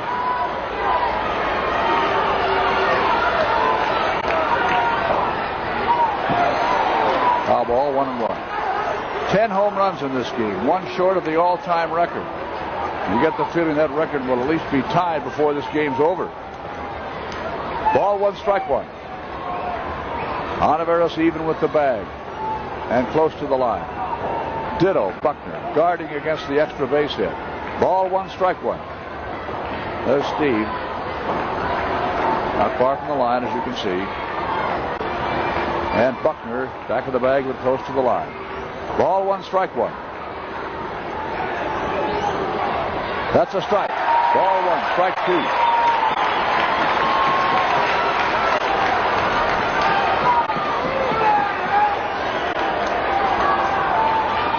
Rose has been at bat 127 times going into this game and has struck out only 9. There's a high fly, left field, dropping kind of fast. Kingman's over, he's got it. Attaboy, Dave. A long run by the big guy. That's 2 out. And here comes Mike Schmidt, the National League's leading home run hitter. 13 home runs for Schmidt. Nice going, Davey. So that's 2 out, nobody on, and Schmidt is up.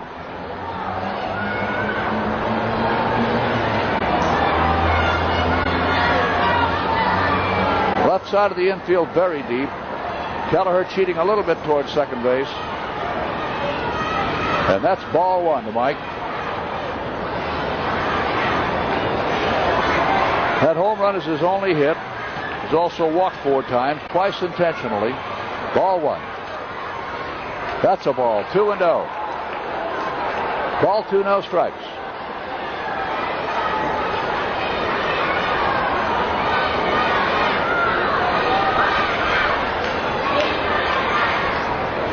Ball 2, no strikes.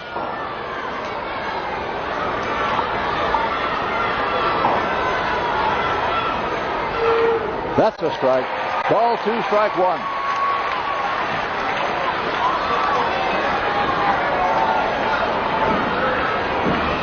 White Sox 5, Oakland 1. They're in the bottom of the 8th. That's a ball. Ball 3, strike 1. Montreal and St. Louis were suspended after extra innings today, 2-2, by previous arrangement. Ball 3, strike 1.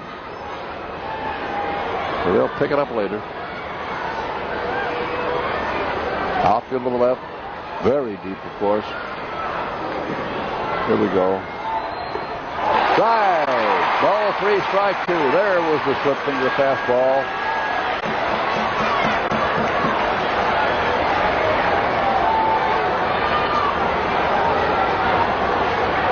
Ball 3, strike 2. Here we go. Shakeoff may have been a fake. There's a high fly to left. Look out now. Look out. It's gone. It's a home run by Schmidt. Oh, brother. Mike Schmidt has just gotten his second home run of the day, and now the Phillies lead in this ball game by a score of 23-22. The 3-2 pitch, he was ready. Suter laid it in there, and pow! Out of the ballpark over the left center field wall. And that brings up Del Unser. Here it is. And he's ready for it. Scott Thompson took about 4 steps out there in center field and then realized that was a gone goose. Okay. Game's not over yet. Don't give up. Not the way this one's going. Here's Del Unser. That's a strike. Strike 1.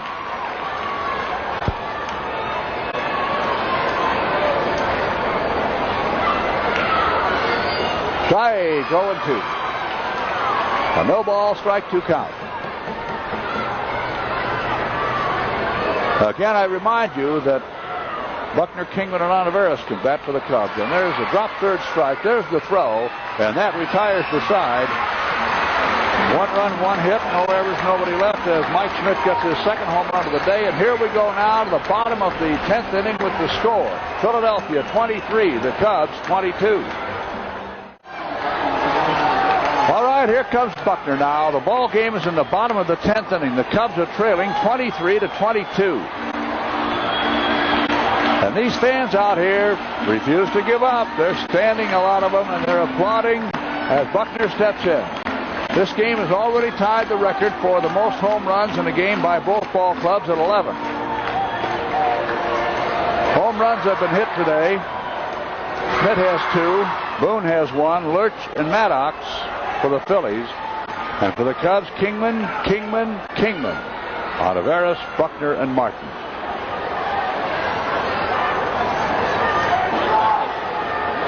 All right, here's Buckner.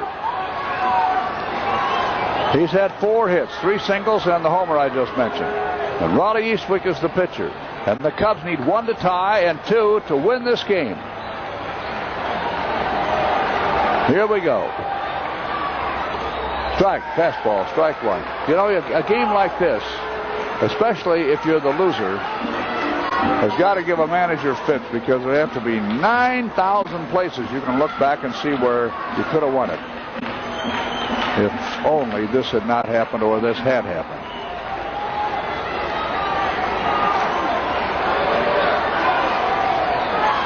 Strike 1. There's a high foul ball, and Schmidt is running hard, so is Boa, and they can't make the play. So Buckner catches a break on that one. The ball fell in the playing area just shy of the bullpen in foul territory. And they were both running back pretty hard. So that's strike 2. 0-2.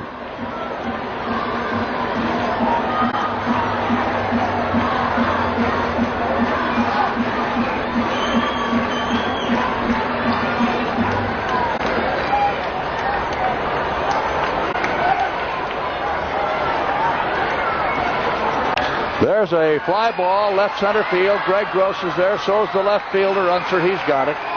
And Buckner's out. That's one away. That leads it up to Kingman. Dave Kingman.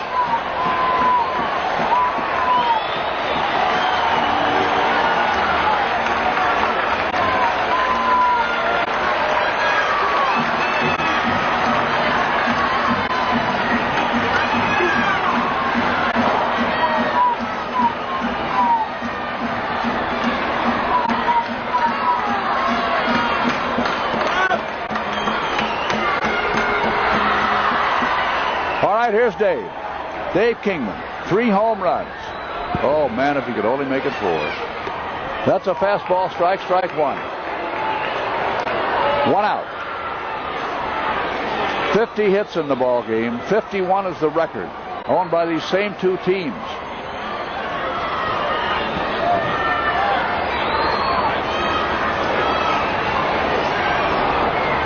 Strike 1. Foul ball. 0-2. Man, they're really looking for those superlatives over there in the press box. Those typewriters are flying. 0-2.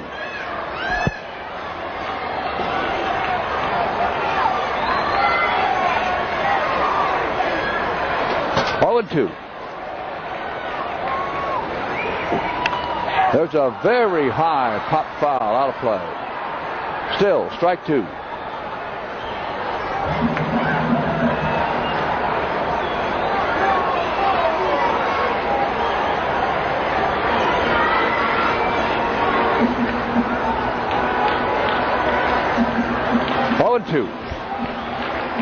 A no ball, strike 2 count. He switch sets. Here we go. Foul ball. Ooh, just got a little piece of it. Enough to stay alive. 0-2. Dave Kingman. No ball, strike 2 count.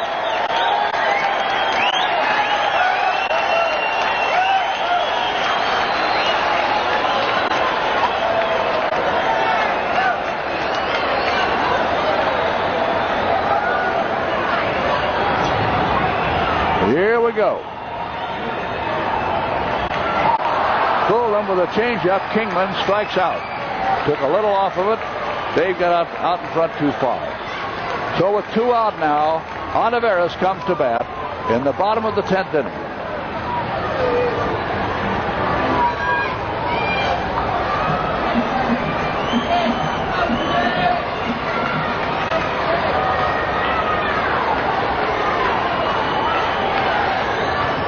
There's a check swing, fair ball, and that's it. The ball game is over. As Mike Schmidt throws out Olivares on a check swing which rolled fair down the third base side. Oh, boy. A pretty flat finish. No runs, no hits, no errors, nobody left. And a very sad finish to one of the greatest games anybody has ever seen anywhere. So in the inning for the Cubs, no runs, no hits, no errors, nobody left. One of the few times today that anybody went down in order. Eastwick, by the way, comes in and gets credit for a great save. He faced 6 Cubs and retired them all. Final score, Philadelphia 23 and the Chicago Cubs 22. I'll be back in a moment with a recap on the game.